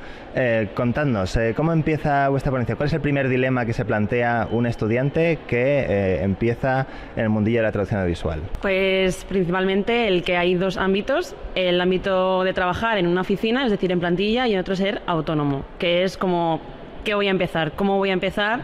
Y cómo voy a empezar a buscar los clientes dependiendo de cuál sea a lo que me quiero dedicar principalmente. Entonces vamos a hablar un poquito sobre las ventajas y desventajas de cada uno de ellos, y luego ya nos iremos centrando en otras cosas que explicarán ahora mis compañeras más en profundidad. ¿Alguna ventaja o desventaja que nos queráis adelantar? Bueno, yo soy traductora en plantilla, entonces la principal ventaja es que tienes un salario fijo todos los meses, no te tienes que preocupar por nada de buscar clientes todo el rato. Y bueno, una de las desventajas es que tienes un horario fijo también, entonces pues bueno, estás un poco limitado en ese sentido. Yo en cambio soy traductora autónoma Y la mayor ventaja que le veo siempre es la flexibilidad de horarios, que es justo lo contrario a lo que ocurre en plantilla, y también el poder moverme y trabajar donde quiera. También es verdad que al ser autónoma y tener que buscar más clientes, pues está esta inestabilidad o que cueste empezar un poquito más que el hecho de entrar en una empresa y pues tener el trabajo asegurado el tiempo que dure el contrato. Ahí es donde reside más el mayor problema o dificultades o dudas a la hora de empezar, sobre todo. ¿Diríais que en el ámbito de la traducción audiovisual hay alguna preferencia general por parte de las empresas? O sea, ¿hasta qué punto puede uno decidir yo quiero trabajar en plantilla y va a poder elegir mucho, o está el hecho de elegir una opción u otra limita las salidas? Yo creo que depende un poco del mercado en general, porque sí que es verdad que tenemos la idea preconcebida de que traducción audiovisual solo se enfoca en traducir películas y series, que es también un poco de lo que venimos a hablar. Realmente no es así, engloba muchísimo más y es un tema que también trataremos, ¿no?, en la propia mesa redonda. Yo, por ejemplo, he experimentado, o sea, yo he sido traductora tanto autónoma como en plantilla, y yo ahora mismo, cuando entré en la empresa en la que estoy actualmente, yo entré como traductora audiovisual en plantilla. No traduzco películas ni series, pero traduzco contenido audiovisual que luego también se vende. ¿Y de qué otro contenido estamos hablando, más allá de las películas y las series? Porque a veces parece que no haya nada más, ¿no? Exacto, eso es lo que veníamos a hablar aquí ahora, porque además cuando queremos entrar en el mundo de la traducción audiovisual siempre vamos esperando que nos llegue primero una película y, si es taquillera, mejor, una serie para una plataforma audiovisual, y en realidad lo que queremos que vea la gente es que hay muchísimas más salidas. Yo, por ejemplo, comencé traduciendo metadatos, que son sinopsis, tráileres y demás de otras series y películas, y con eso también estoy haciendo carrera, me estoy ganando mi sueldo a final de mes, que es lo importante, y, por ejemplo, subtítulos para redes sociales. Ahora con la pandemia, congresos online también necesitan siempre alguien que subtitule cualquier vídeo o incluso la ponencia entera. Entonces yo creo que también eso es una parte muy importante que de cara al público no se ve, pero que también hacemos en el día a día y que son otras opciones y otras salidas para el que está empezando. También es importante que a la hora de buscar que no os enfoquéis en estudios de doblaje, porque también hay muchos más sitios, por ejemplo, empresas que se dediquen a vídeos corporativos, vídeos de marketing, localización, transcreación. Eso tiene muchísimas salidas. Ahora mismo el marketing es algo que se está dando bastante, y además el tema de webinarios, cursos académicos, que es lo que nos estamos dedicando a ello actualmente. O sea, hay un montón de posibilidades que la gente no suele ser consciente de ello, y que también es traducción audiovisual. Eso es muy importante hacerse la pregunta de a qué sector me voy a dirigir, ¿no?, y qué posibilidades hay dentro de ese sector. Está, por supuesto, las películas y series, que es lo que tenemos siempre en primer plano, pero luego también hay un abanico muy amplio de posibilidades, como puede ser el tema de las conferencias, el tema de los webinarios, como ha comentado Irene. Yo prácticamente me dedicaba a traducir webinarios todo el día, entonces es algo de lo que también se puede vivir, porque bueno, me he dedicado a ello y he recibido un sueldo fijo por ello, así que creo que es muy importante como que abrir un poco la mente, no solamente estancarse o enfocarse en películas y series, que es a lo que todo el mundo quiere llegar realmente, ¿no?, porque es lo más guay y lo que más se ve, pero bueno, lo otro también aporta cierta experiencia y pues es una rama profesional muy válida también. Que esto no quiere decir que no lleguéis a traducir el próximo Oscar o la próxima película de Marvel. O sea, por supuesto, pero esto es simplemente para que veáis que al comenzar no os tenéis que dirigir directamente a esos estudios, sino que también hay muchísimas posibilidades en las que podéis empezar a buscar experiencia. De hecho, de lo que más hablamos también es que pues estos comienzos suelen ser un poco frustrantes a la hora de que estamos buscando clientes. Muchas veces eso no nos responden o es una negativa, porque quizás no que tengamos las expectativas muy altas, pero sí que estamos aspirando a cosas que sin tener experiencia o sin un reconocimiento de otras personas con las que hemos trabajado anteriormente. Básicamente lo que quieres decir es mejor prepárate antes de que te llegue esa oportunidad, ¿no? Sí. No, que hay que saber, también hay que saber lidiar con la frustración un poco de decir, bueno, estoy enviando muchos currículums, no recibo respuesta. Muchas veces también la especialidad la eliges tú por a quién le envías tus currículums, pero también te elige a ti. Yo, por ejemplo, estuve enviando, antes de empezar, currículums tanto para trabajos en plantilla como de autónoma, y al final las respuestas que recibí antes fueron de clientes para trabajar de autónoma, y es por ello por lo que me di de alta. Luego al mes siguiente no sabía si había hecho lo correcto, si no, pero es esta constancia, tener paciencia y cuidar un poquito también de la salud mental, de decir, vale, esto va despacito, va poco a poco. El proceso de entrevistas también a la hora de entrar en una empresa también puede ser largo, no te asegura que puedas entrar al final o no, y son cosas que hay que tener también muy en cuenta, y en vez de estar mirando como meta la película o la serie de turno, empezar a ser realista, digamos, entre comillas, para empezar por unas bases y luego poco a poco y con paciencia seguir avanzando y al final llegar a lo que te has propuesto. ¿Y qué tal son las condiciones de trabajo de este tipo de productos audiovisuales que no son series ni películas? ¿Diríais que en vuestra experiencia es mejor, claramente peor? ¿No depende mucho del proyecto? ¿Qué opináis? Yo creo que es diferente dependiendo del sector y sobre todo de la empresa, ¿no? Cada empresa pues establece sus propias tarifas o su propio sueldo y tienes que negociarlo un poco con esa empresa porque también depende de los clientes que tenga esa empresa y de cómo pague el cliente. Entonces es un poco... hay que lucharlo porque sí que es verdad que no está tan reconocido como a nosotros nos gustaría.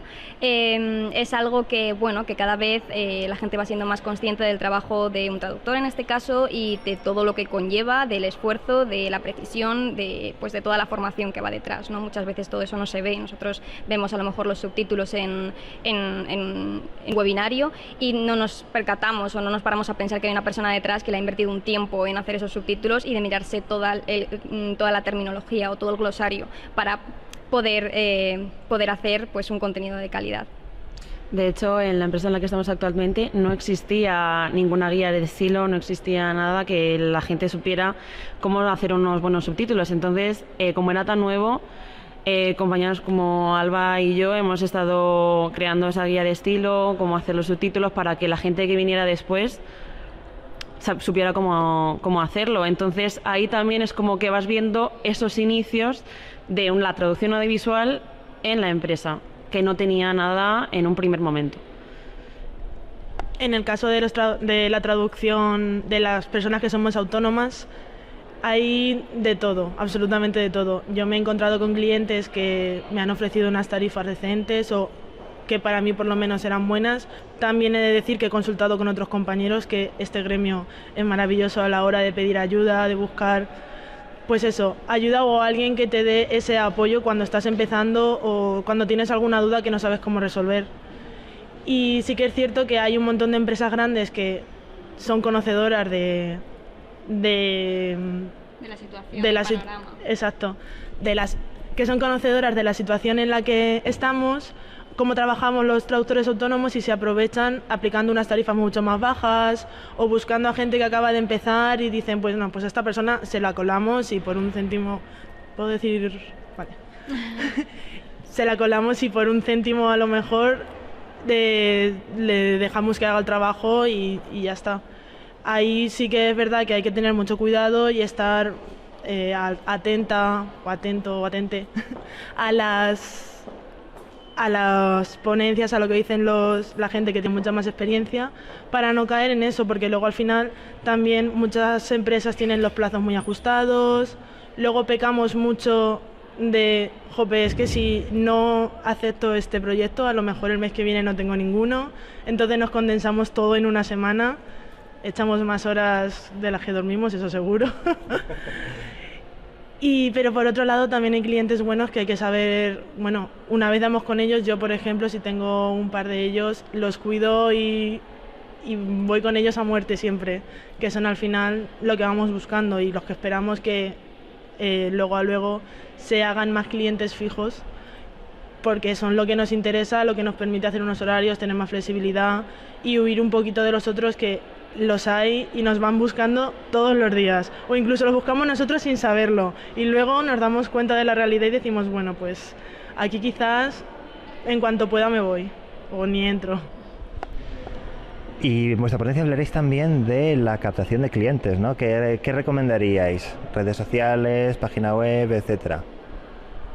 pues vamos a centrarnos un poquito en todo, vamos a hablar de todas las posibilidades que tenemos, porque si bien es cierto que se habla mucho de tener un buen currículum y de presentar toda la información bien condensada, también es muy importante adaptarte, ¿no?, a las necesidades que tenga el puesto al que te estás presentando. Entonces es muy importante como hacer una búsqueda de todas esas habilidades que están buscando, y si las tienes, pues enfatizarlas un poco más dentro del currículum para que sean más vistosas, y sobre todo también muy importante la documentación de esa empresa o ese estudio, cualquiera al que vayas a echar el currículum, el saber a quién te estás dirigiendo, personalizarle un pequeño mensaje en el que, bueno, pues a esa persona responsable de recursos humanos, por ejemplo, pues la llames por su nombre, no que menos, que no sea pues un mensaje masivo a distintas personas, que sea pues un poquito personalizado dependiendo de las características del puesto y también de tu formación.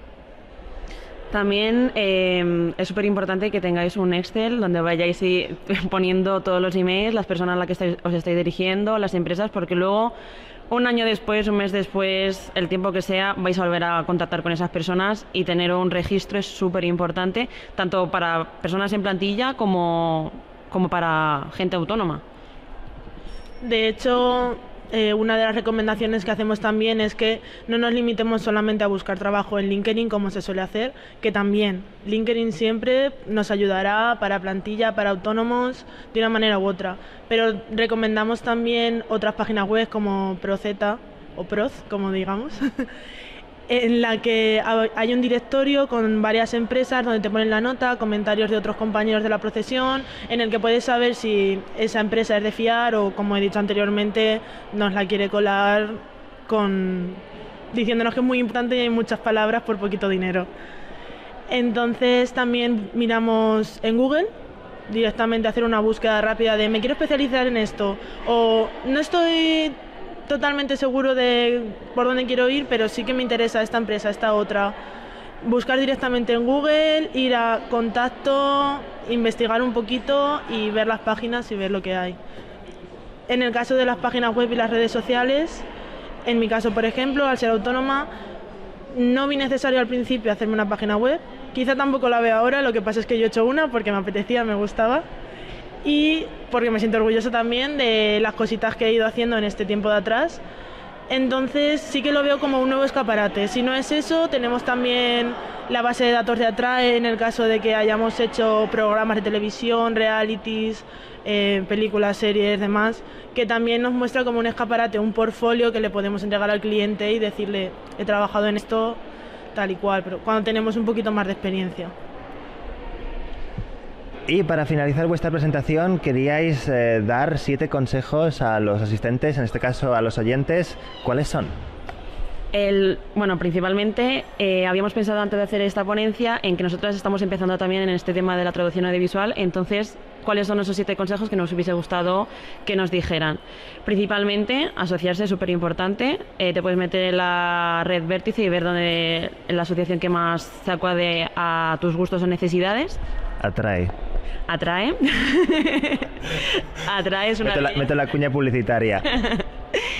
Luego también redes sociales, hablar con gente del gremio, que es algo que nos han dicho muchas veces en la universidad, sobre todo a mí, que nos ven como rivales, y eso no es nada cierto. Nosotros no somos rivales, somos compañeros que nos vamos a estar hablando todo el rato, ayudando los unos a los otros, y por favor no os veáis como rivales, porque no es así.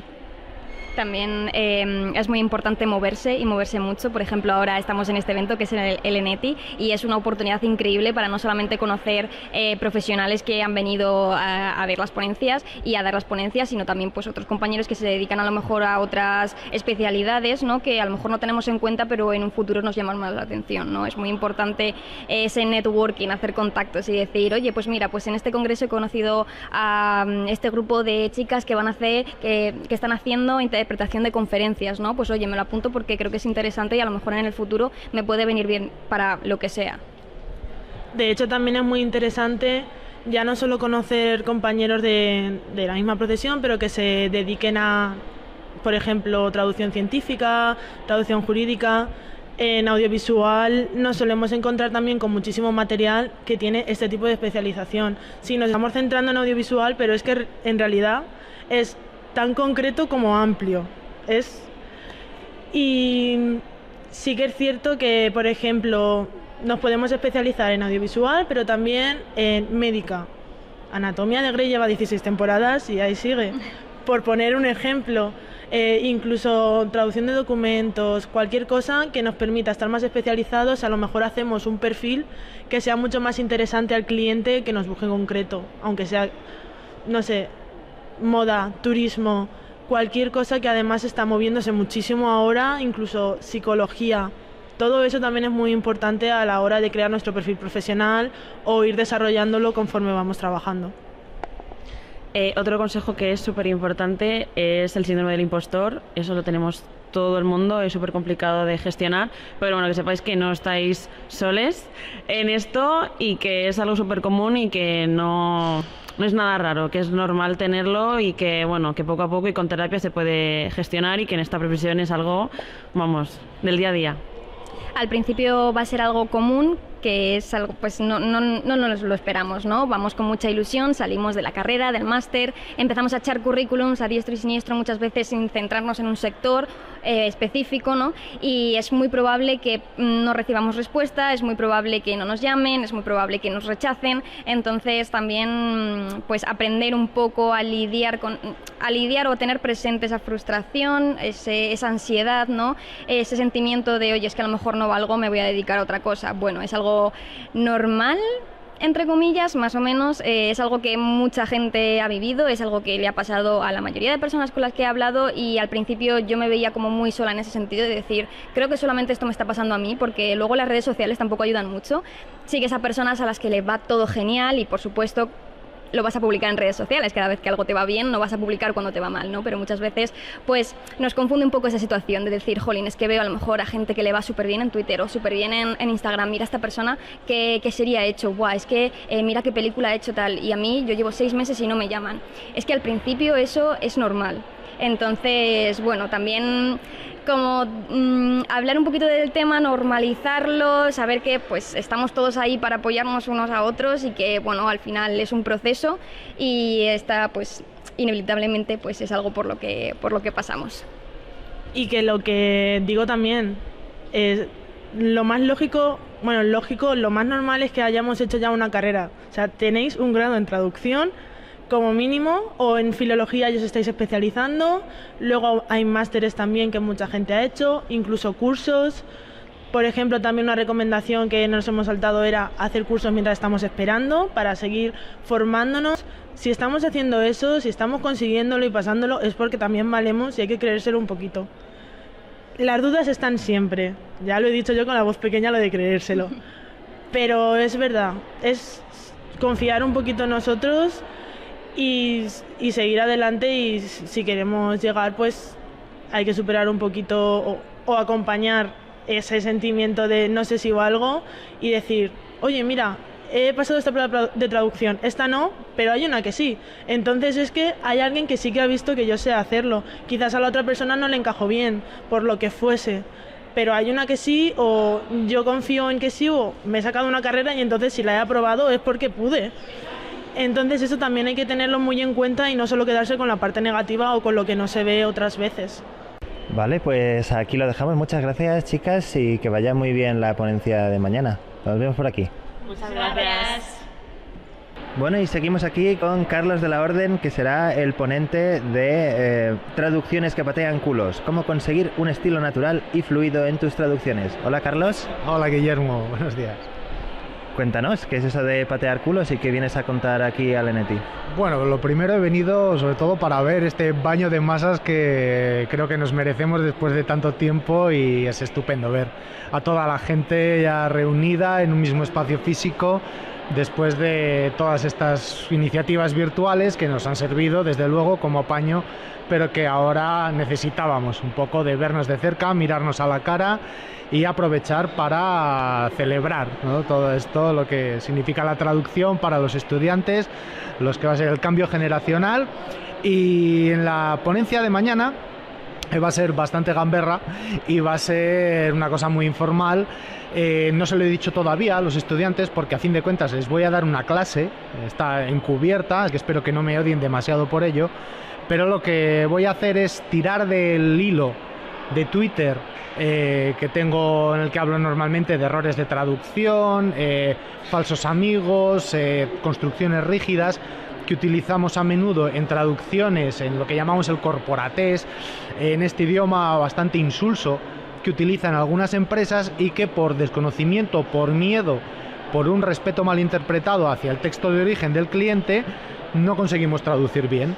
Y entonces, pues entre algunos ejemplos son traducciones que arrastramos, como por ejemplo palabras como leaders, que utilizamos siempre los líderes de pensamiento, cosa que un nativo no diría nunca.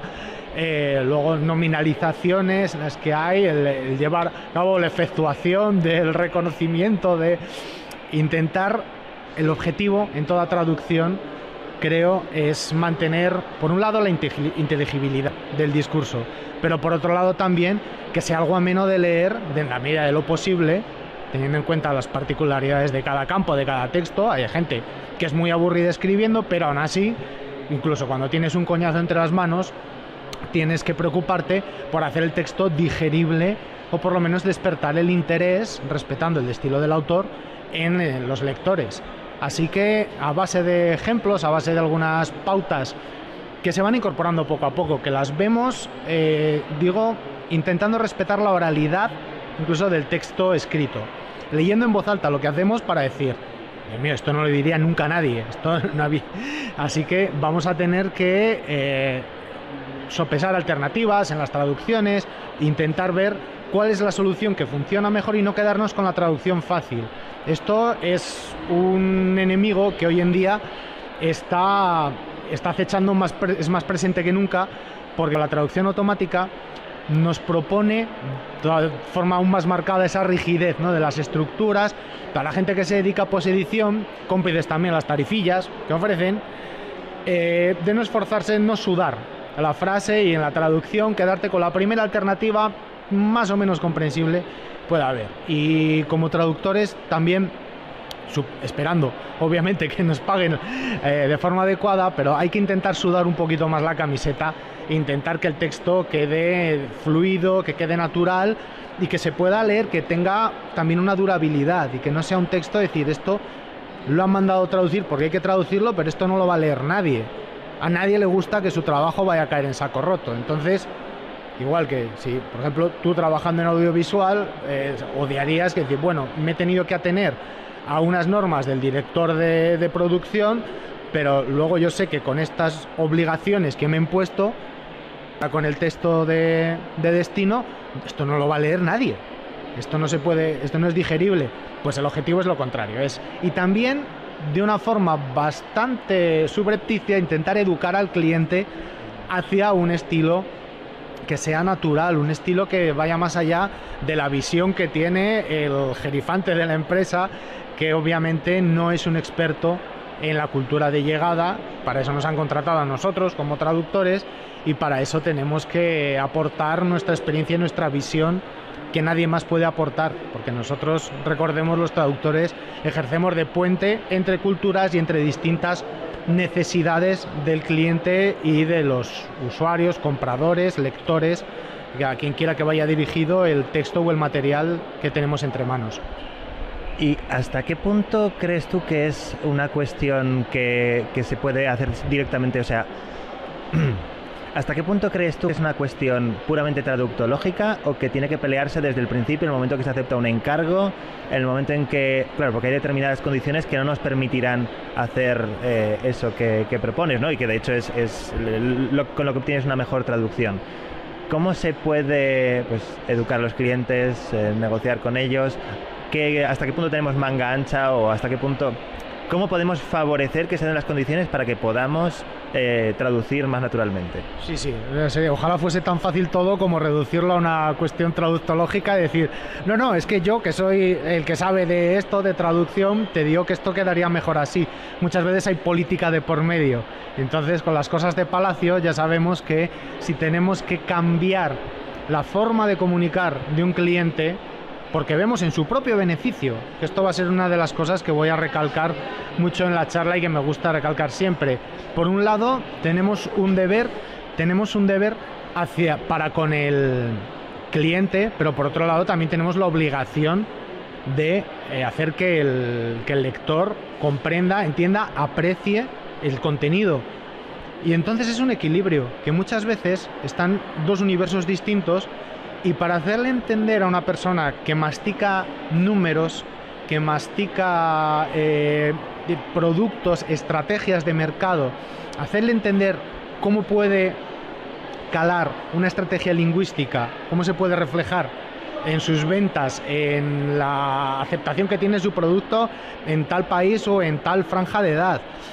Es mucho más difícil que lo que tenemos nosotros en nuestra cabeza, decir, pero es que esto es de cajón. Si yo me dirijo a un público joven, tendría que utilizar este registro, este vocabulario, pero para la persona que aparece, nos ponemos en los paños de un jefe de empresa, una directiva de 50 años que solo ha manejado dinero y empresas y acciones en toda su vida, hacerle entender estas cosas es mucho más complicado y hay que pasar por intermediarios, pero un trabajito que se puede hacer. Y si hay trabajo de equipo y sobre todo hay que entrar con paños calientes y hacerle ver que es todo en beneficio del producto, de su empresa, del cliente.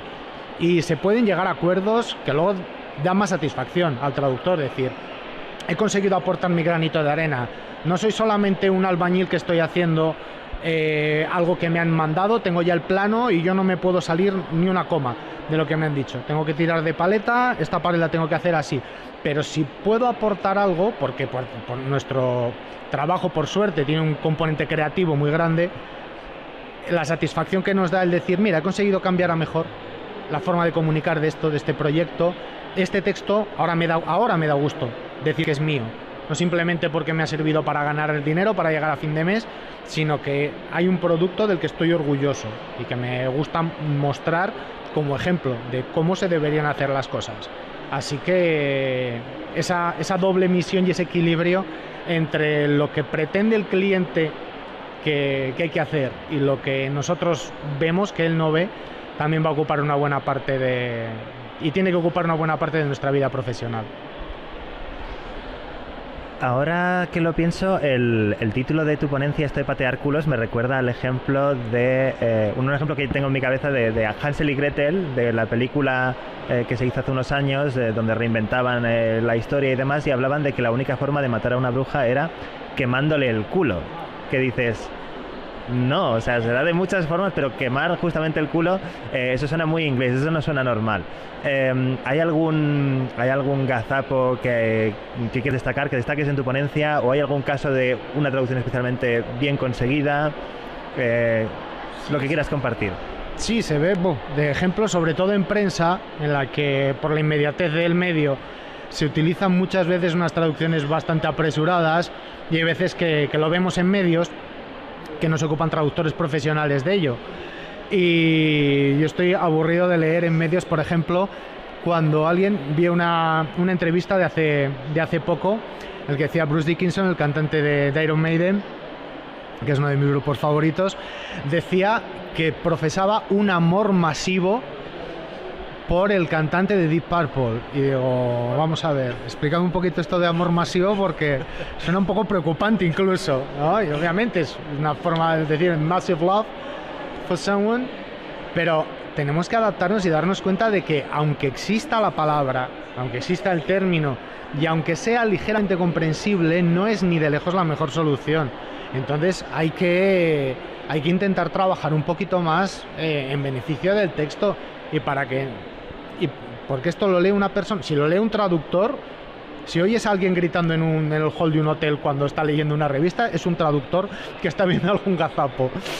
Pero si lo lee un lector que, digamos, no tiene una formación lingüística, también le va a sonar raro y le suena a refrito de otros idiomas. No le suena a una producción textual que la hayan hecho para él, para esa persona. Entonces, dices, estoy leyendo algo, un segundo plato, me lo han recalentado para que yo lo entienda. A todos nos gusta sentirnos queridos, con las películas, con los videojuegos, con cualquier producto que compremos. La sustancia, toda la chicha de la localización y de la industria de la traducción consiste en hacer llegar productos, bienes, cultura a otras personas en distintos idiomas que que les hagan sentirse como mimados por el autor, el creador, el productor de eso que estamos adquiriendo. Y entonces, si utilizamos estas fórmulas sobadas, estos anglicismos, los leaders, los insights, que están todo el día con el insight, y muchas veces ya algunos, los más osados, ya ni siquiera lo traducen, porque como reza el credo del marketing moderno, de los expertos de marketing de hoy en día, dice, es que no es lo mismo. Es decir, traducir, no es que es información, que es decir, está sacando algo en limpio. ¿Por qué no puedes decir algo, hacer una frase? Los traductores sabemos cómo manejar estos cambios de estructuras, las colocaciones, transposiciones y demás. ¿Ves? Al final está terminando esto en una aburridísima clase de traductología, pero la sustancia es esa. Es decir, tenemos que hacer llegar algo al lector de una forma natural y de una forma que le invite a seguir leyendo, a seguir usando eso. Ahora que has dicho lo de los ejemplos de empresa, enseguida me ha venido a la cabeza el Keep my wife's name out of your fucking mouth de Will Smith, que todo el mundo decía, mantén el nombre de mi mujer fuera de tu boca o tu sucia boca o algo así, ¿sabes? Era como horroroso. ¿Hay alguna pregunta que esperas que salga en el público o que esperas que no salga en el público? ¿Alguna pregunta que espero que no salga? O que sí, algo que dices, esto lo tienen que preguntar los alumnos sí o sí, si no lo preguntan lo meto yo. ¿Cómo le digo al cliente que está metiendo la pata? Por ejemplo, es una de las cosas que cuando tienes sobre todo menos experiencia, cuando estás con clientes que tienen un perfil alto, te da bastante miedo preguntar.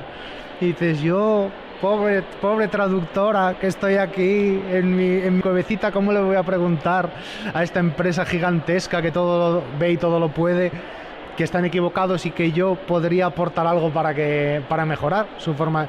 Pues se puede hacer, y voy a intentar ilustrar algunas estrategias de que al final somos personas trabajando con personas. Aunque estas empresas manejen presupuestos impresionantes y nosotros seamos una pieza del engranaje para que haga llegar sus productos a un público, nosotros efectivamente somos parte de ese engranaje, y sin una pieza se puede descanquillar todo. Así que hay que perder el miedo también a tratar, a debatir y a negociar también términos, a negociar estilo comunicativo con los clientes, que no lo saben todo, que los expertos en idioma somos nosotros. Así que vamos a creérnoslo un poquito más. Es algo que me gusta decir siempre a los estudiantes y a los no estudiantes también cada vez que hay un congreso, que nos tenemos que creer el valor de lo que aportamos siempre los traductores, y a seguir trabajando en por de crear un colectivo con conciencia de que estamos haciendo algo importante, leñe. Así que... Y esto repercute en mejores condiciones de trabajo y en mejores tarifas, porque tú te haces valer, ¿no? Digamos. Claro, es que todo eso luego se aprecia. Y luego entonces, cuando tú te dejas querer por el cliente y aportas de verdad, el cliente luego lo ve y no suele haber tantos problemas como cuando llevas a cabo un trabajo mecánico que simplemente estás ejecutando órdenes y entonces no tienes nada con lo que hacer palanca para mejorar tus condiciones de trabajo. Y hablamos de plazos, hablamos de tarifas, hablamos del perfil del contenido, de hacer cosas también. A todos nos toca de vez en cuando hacer algún peñazo, a traducir algún ladrillo, pero cuando tú estás con un cliente metido en una dinámica de conversaciones, en una que les aportas y ellos te aportan, es más fácil que antes o después salgan proyectos cada vez más interesantes, que es a lo que también aspiramos un poco, no solo a cobrar más y a trabajar con plazos más tranquilos, sino también a que nos enriquezca el contenido con el que trabajamos. Bueno, Carlos, pues muchas gracias por tus palabras. Nos han hecho el día. No. No, bromas aparte. Gracias y que vaya muy bien la ponencia mañana. Muchas gracias, Guillermo. Y seguimos ahora con una mesa redonda sobre localización de videojuegos titulada Tratos para uno y uno para todos. Estoy aquí con María Garrido de Vega. Hola, María. Hola, buenas. Con Vicent Torres. Hola, Vicent. Muy buenas. Y con Nacho Pérez. Hola, Nacho. Buenas, ¿qué tal?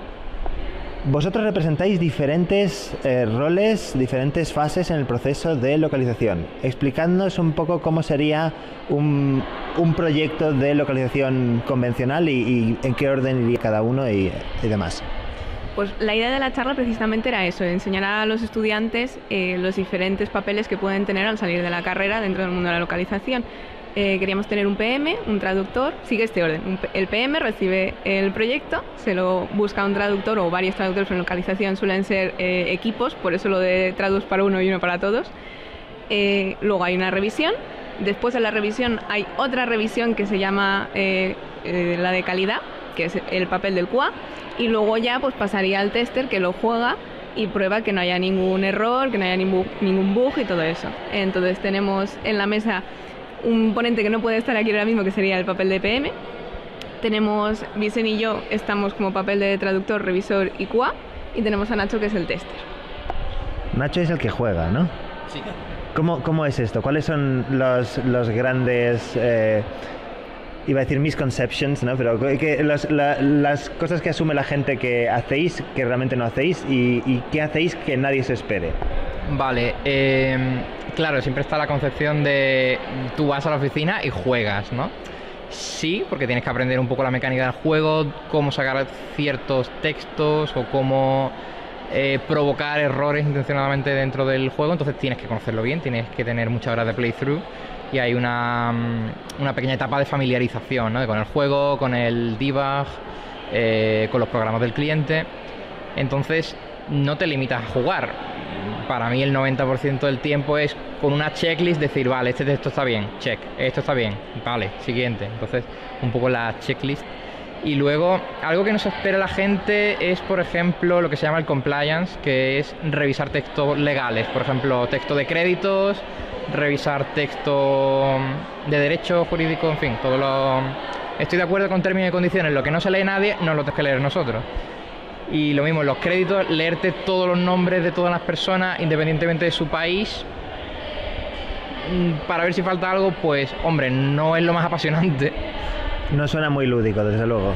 No, pero bueno, luego yo por ejemplo trabajo en una oficina presencial y luego, bueno, pues lloramos todos juntos, ¿no? Entonces como, bueno, por lo menos dentro de lo malo nos lo pasamos todo lo bien que podemos. Eso sí. Y vosotros habéis dicho que hacíais traducción, revisión, QA. Habladme un poco de cómo cambiáis, o sea, cómo supone para vosotros cambiar de rol y en diferentes proyectos ocupar diferentes roles. Bueno, todo esto también son varios roles, pero depende mucho del proyecto, sobre todo en la parte de control de calidad, que muchas veces ni existe, por no decir, bueno, es que habrá proyectos que ni habrá revisor, porque ya se sabe que la pela es la pela, pero por ejemplo la parte de control de calidad es que de un proyecto a otro puede ser algo completamente distinto, porque cada proyecto va a tener unas peculiaridades y unos posibles errores y te van a tener que fijarte en unas cosas u otras muy distintas. Pero bueno, sí, bueno, también el tema de la tarifa es uno de los principales cambios de un rol a otro. Pero sí, el cambio de chips yo lo hago bastante rápido, la verdad, ya con la costumbre. Yo últimamente me dedico más a revisión, pero sí que siendo sincera, prefiero traducir. Desde el punto de vista artístico hay mucha más libertad, pues pon lo que te da la gana, y también de responsabilidad. Si la cagas, sabes que va a haber alguien detrás de ti que mira a ver si lo has hecho bien o no. Ya si eres revisor, la responsabilidad está ahí de lo que yo entrego, va a ir, vale, sí, a control de calidad, pero luego ya a cliente. Entonces, todo lo que se pueda colar va a ser más culpa mía que de otra persona. Y luego está que como revisor sí que es verdad que puedes ver el juego entero, tienes como una visión más global, te spoileas el juego entero, pero pues eso, tienes más conocimiento de no, esto está mal porque esta parte que no has traducido tú resulta que hablan de tal, y no sé, eso también mola, el tener el conocimiento secreto que no tiene nadie más, pero yo prefiero traducir por eso, porque es más artístico todos los chistes y tal, luego te llegan a ti ya como revisor y dices, ah, qué bueno y tal, me hubiese gustado pensarlo yo. Y hablando un poco de cómo es el proceso de resolver dudas con los clientes, porque todos sabemos, ¿no?, que en localización de videojuegos la principal diferencia con otras formas de traducción visual es que no veis nada. No tenéis nada, tenéis ahí un Excel o lo que sea con lo que trabajéis. ¿Cómo soléis lidiar con esto? ¿Cómo soléis resolver problemas? Pues pasa lo mismo que con el tema del control de calidad, que cada proyecto es un mundo Y hay proyectos que no tienen ningún problema y sí que hay una comunicación muy directa con el cliente. Normalmente se hace a través de una especie de hoja de Excel en Drive. Y Más Excel. sí, Excel la verdad es que está muy bien, sirve para todo. Y se van poniendo ahí, pregunta, respuesta, contexto. Y sí que hay clientes que se lo toman muy en serio y son conscientes de que es un trabajo difícil y contestan bien. Y hay otros pues que igual no tanto, porque igual están más verdes en el tema de localización y no son conscientes del tema, o porque van también a matacaballo, no les da tiempo, o porque por inutilidad también, claro. En mi experiencia, creo que los desarrolladores indies son los que ponen mucho más mimo a la hora de contestar, porque en el fondo es su juego chiquitito, es un niño, y saben de lo que están hablando. Luego las desarrolladoras grandes, la persona que te contesta las famosas queries, es un intermediario que no tiene idea, y la mayoría de las respuestas suele ser, pues tengo que preguntar, ya os contaré, y luego nunca nos cuentan. Entonces, yo prefiero los juegos indies para eso. En el mundo de los videojuegos se habla mucho del crunch, ¿no? De estas panzadas que se pegan los desarrolladores para sacar los juegos en la fecha que han dicho que lo sacarían, que es inviable sacarlo. ¿Sentís que eso tiene alguna repercusión, que me imagino que sí, en vuestros ritmos de trabajo, los volúmenes que tenéis y demás, en las diferentes fases? ¿O tú mismo como tester, Nacho? Sí, yo he tenido que hacer crunching alguna vez y se nota un montón, porque claro, un día entras a las 8 y sales a las 7, 8 de la tarde, evidentemente tu capacidad lectora, tu capacidad comprensiva y de cohesión, porque al final tienes que ir viendo que esté todo bien cohesionado, se va a ver muy afectada y al fin, el problema es que al final el que paga manda, ¿no? Entonces si te dicen hay que hacer crunching, pues como no quiero, pero es lo que me toca. Entonces, por supuesto que va en detrimento de mi trabajo, pero sin duda en el de los localizadores, más que en el mío, porque quizá en ellos es donde está la primera barrera. A mí ya me llega el texto muy depurado, o sea que dentro de lo malo para mí no es tan malo, digamos. Yo puedo hablar de un caso en concreto, no decir el título porque NDAs, pero es un juego que sale todos los años y yo suelo participar en pues o traducción o revisión, voy cambiando según el año. Empezamos teniendo 8 meses para traducir el juego entero. Al año siguiente fueron 6, al siguiente 4. Este año deberíamos haber empezado ya con él y todavía no hemos empezado. Entonces no quiero ni imaginar lo que será eso. El año pasado tuvimos que trabajar fines de semana sin pagar más, por supuesto, y al final hubo que tener 2 equipos paralelos porque uno solo no daba abasto. ¿Y los volúmenes compensan? A mí me dijeron, pero es que va a ser toda la revisión para ti, claro, va a ser una cantidad de palabras muy, muy alta y ya, no. Págame más. Entonces sí, porque si va a ser un volumen muy alto, pero no puedo hacer absolutamente nada más porque tengo que estar 24/7 dedicada a este proyecto, que tampoco es que me apasione, no me compensa. ¿Podéis compatibilizar diferentes proyectos al mismo tiempo o no es viable? Es que depende siempre del proyecto. Siempre digo lo mismo, pero claro, hay proyectos que son enormes, sobre todo si vienen con crunch de que vas a destajo, igual es que no puedes hacer otra cosa porque tiene que salir y tiene que salir ya. Pero yo de normal sé que llevo varios. Igual llevo como mucho 2 grandes o 3 grandes a la vez, pero sí, menos siempre hay una semana que sí que te tienes que, o bueno, una semana o un mes, que siempre que te tienes que dedicar a uno porque es eso, ya está a punto de salir, ya se junta todo, pero en general se puede compatibilizar. Sobre todo teniendo en cuenta porque, claro, esto no es lo mismo con una película que puedes tardar, bueno, no traduzco películas de normal, no sé cuánto se tarda, pero... 1 o 2 semanas. Pues 1 o 2 semanas en un videojuego es nada. Nosotros lo normal es trabajar meses. Yo he estado años con un videojuego.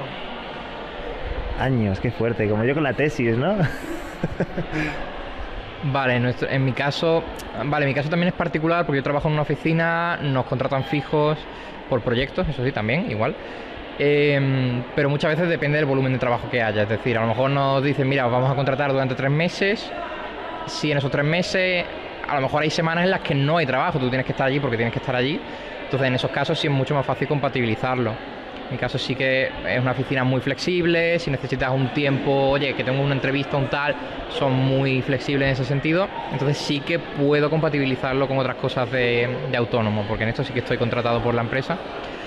pero normalmente circunstancias normales, en mi caso sí que se puede compatibilizar medianamente bien, quizás no con otro encargo muy grande, pero sí con pequeñitos encargos, con pequeñitos clientes, de otras cosas sí. Y hablemos de formación. ¿Qué creéis que vuestra charla aquí hoy en la Complutense de Madrid suple alguna carencia en la formación, en localización en las facultades de traducción?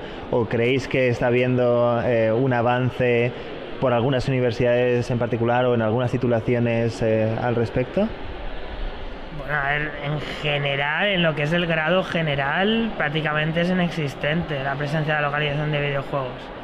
Sí que es verdad que cada vez más másters y ya aparte después del grado sí que ya hay formación bastante decente. Claro, tampoco puedo decir en primera persona porque ya no he hecho nada.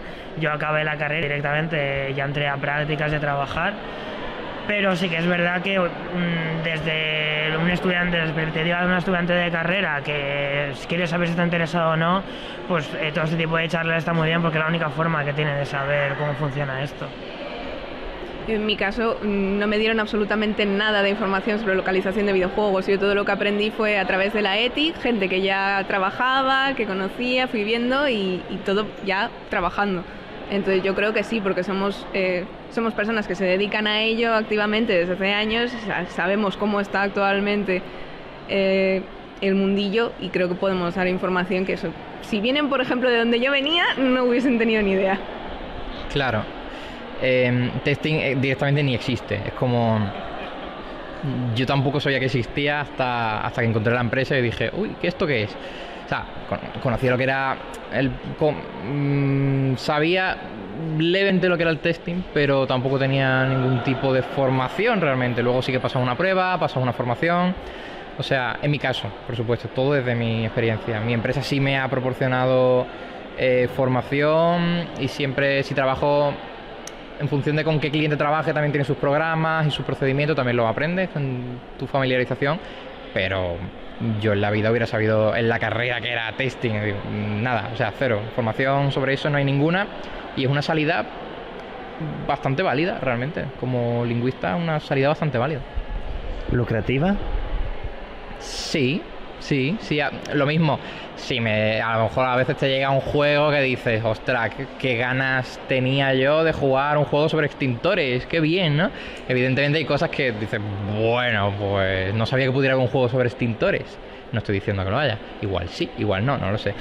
Pero sí, al final le tienes que sacar algo de chicha porque si no te da un soponcio. O sea. Y ya para acabar, chicos, ¿hay alguna pregunta que esperéis en el público o alguna pregunta que temáis que os hagan o que salga siempre que vais a dar una charla? Porque de hecho algunos sois veteranos en estas charlas. Responderla para nuestros oyentes, por favor. Los acuerdos de confidencialidad, salir en créditos y da derecho, bueno, derechos de autor ya no preguntan tanto, pero sí, es lo mismo al final. Esto va a salir seguro. Porque es uno de los principales problemas que tiene la traducción de videojuegos, que no...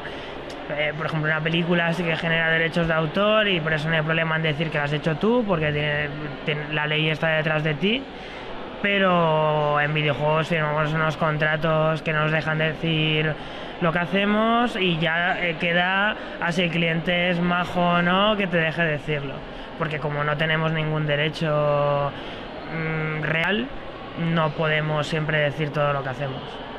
Sí, siempre está la duda de ¿y cómo haces el currículum? ¿Cómo buscas más trabajo? ¿Cómo te dan si no saben lo que has hecho y tal? En el fondo, como todo el mundo sabe cómo está la situación, yo lo que le digo a la gente es, pues no pones el título del juego, pero dices, yo he hecho textos de subtítulos o he hecho textos para doblaje o marketing de este género.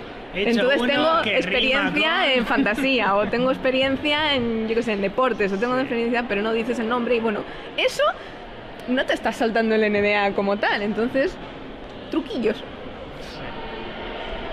Claro, en mi caso es lo mismo problema con los NDA. Bueno, he hecho un juego sobre animales que pasean. Es como, bueno, cada cual que entienda lo que quiera. Yo no he dicho nada, yo no me he saltado nada.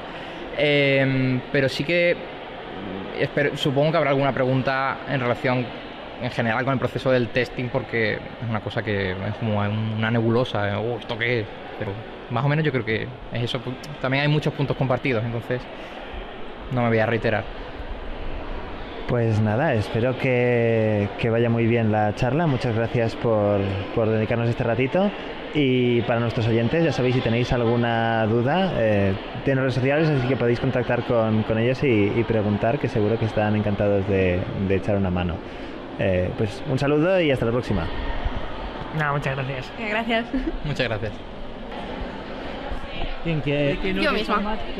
Bueno, pues nosotras venimos de Valencia, es nuestro primer Eneti y la verdad es que teníamos muchas ganas porque nunca habíamos asistido a un evento así tan multitudinario, pero a la vez como que es solamente de nuestro gremio y es como muy especial por eso, porque es solamente para traductores o personas que queremos formarnos en la traducción y saber más sobre el mundo, especialmente en el panorama laboral, por ejemplo, porque en la carrera cada profesor te dice una cosa. Algunos te dicen que tiene muchas salidas la traducción, que se puede vivir exclusivamente de la traducción, y otros te dicen todo lo contrario, que tienes que buscarte otras salidas aparte y combinarlo con otros oficios.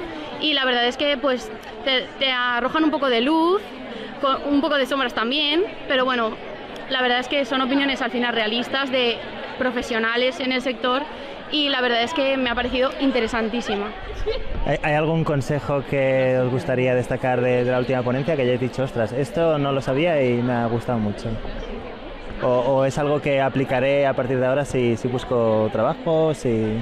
Yo lo que aplicaré yo será informarme del tema legal, de qué derechos tengo como autónoma, qué derechos tengo dentro de una empresa y básicamente intentar que no me exploten. Yo la verdad es que me ha parecido muy interesante también el tema de las tarifas y de hacernos respetar un poco, porque es verdad que en la carrera siempre nos dicen, son un poco pesimistas con el tema de no, es muy difícil encontrar trabajo, sobre todo de literaria audiovisual, la gente acaba aceptando lo primero que encuentra y aquí nos han dicho un poco, tenéis que tener dignidad e ir a imponeros un poco e ir a subir las tarifas.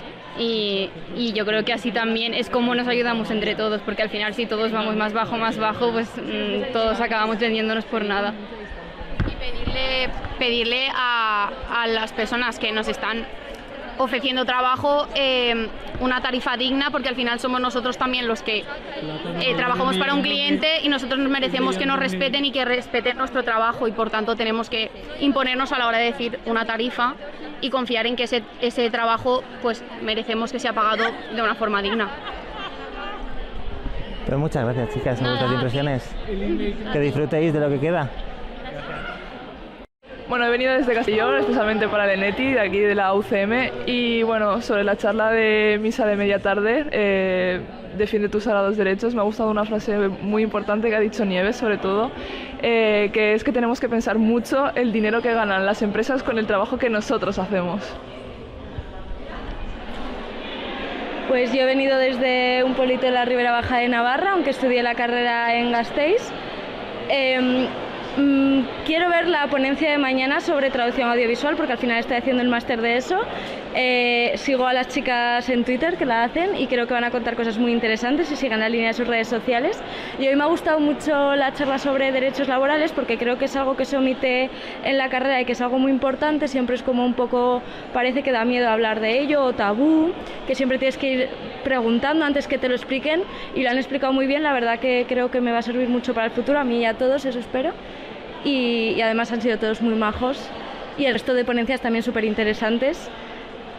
Hola, yo soy Asun y estudio aquí en la Complu el máster de traducción literaria y la verdad es que es el primer Eneti que atiendo y tenía un poco, me daba, o sea, como desde fuera, ¿no? La impresión de, ¡buah! Es que es difícil entrar a este mundo, ¿no? Pero como que me está resultando una experiencia muy acogedora y conociendo a un montón de gente y me ha gustado mucho la ponencia que ha habido una mesa redonda sobre derechos, me ha gustado mucho y también tengo muchas ganas de la de hoy de Kiko, de traducir a Spider-Man. O sea, tengo muchas ganas y además que yo soy fan acérrima de Marvel, llevo una camiseta de Marvel debajo y mañana... Por ende eres fan de Kiko.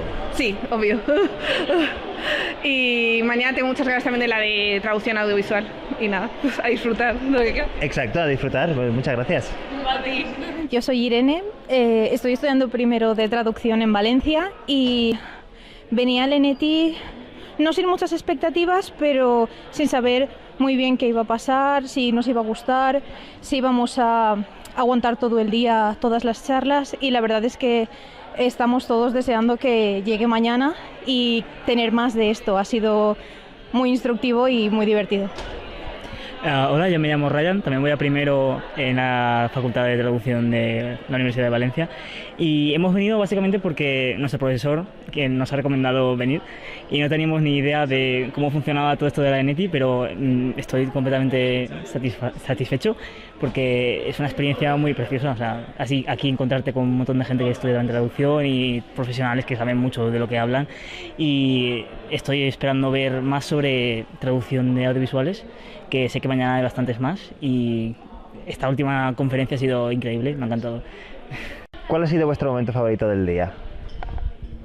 Nuestro momento favorito, supongo que la charla donde han resuelto dudas sobre el mercado laboral, o puede que cuando nos han hablado sobre la investigación y cómo enfocar nuestro TFG. Ha sido bastante útil, teniendo en cuenta, aunque solo estamos en primero, pero teniendo en cuenta que en un futuro tendremos que llevar a cabo esos proyectos. A mí me ha encantado esta última por la dinámica que hay entre los tres profesionales que hay aquí arriba.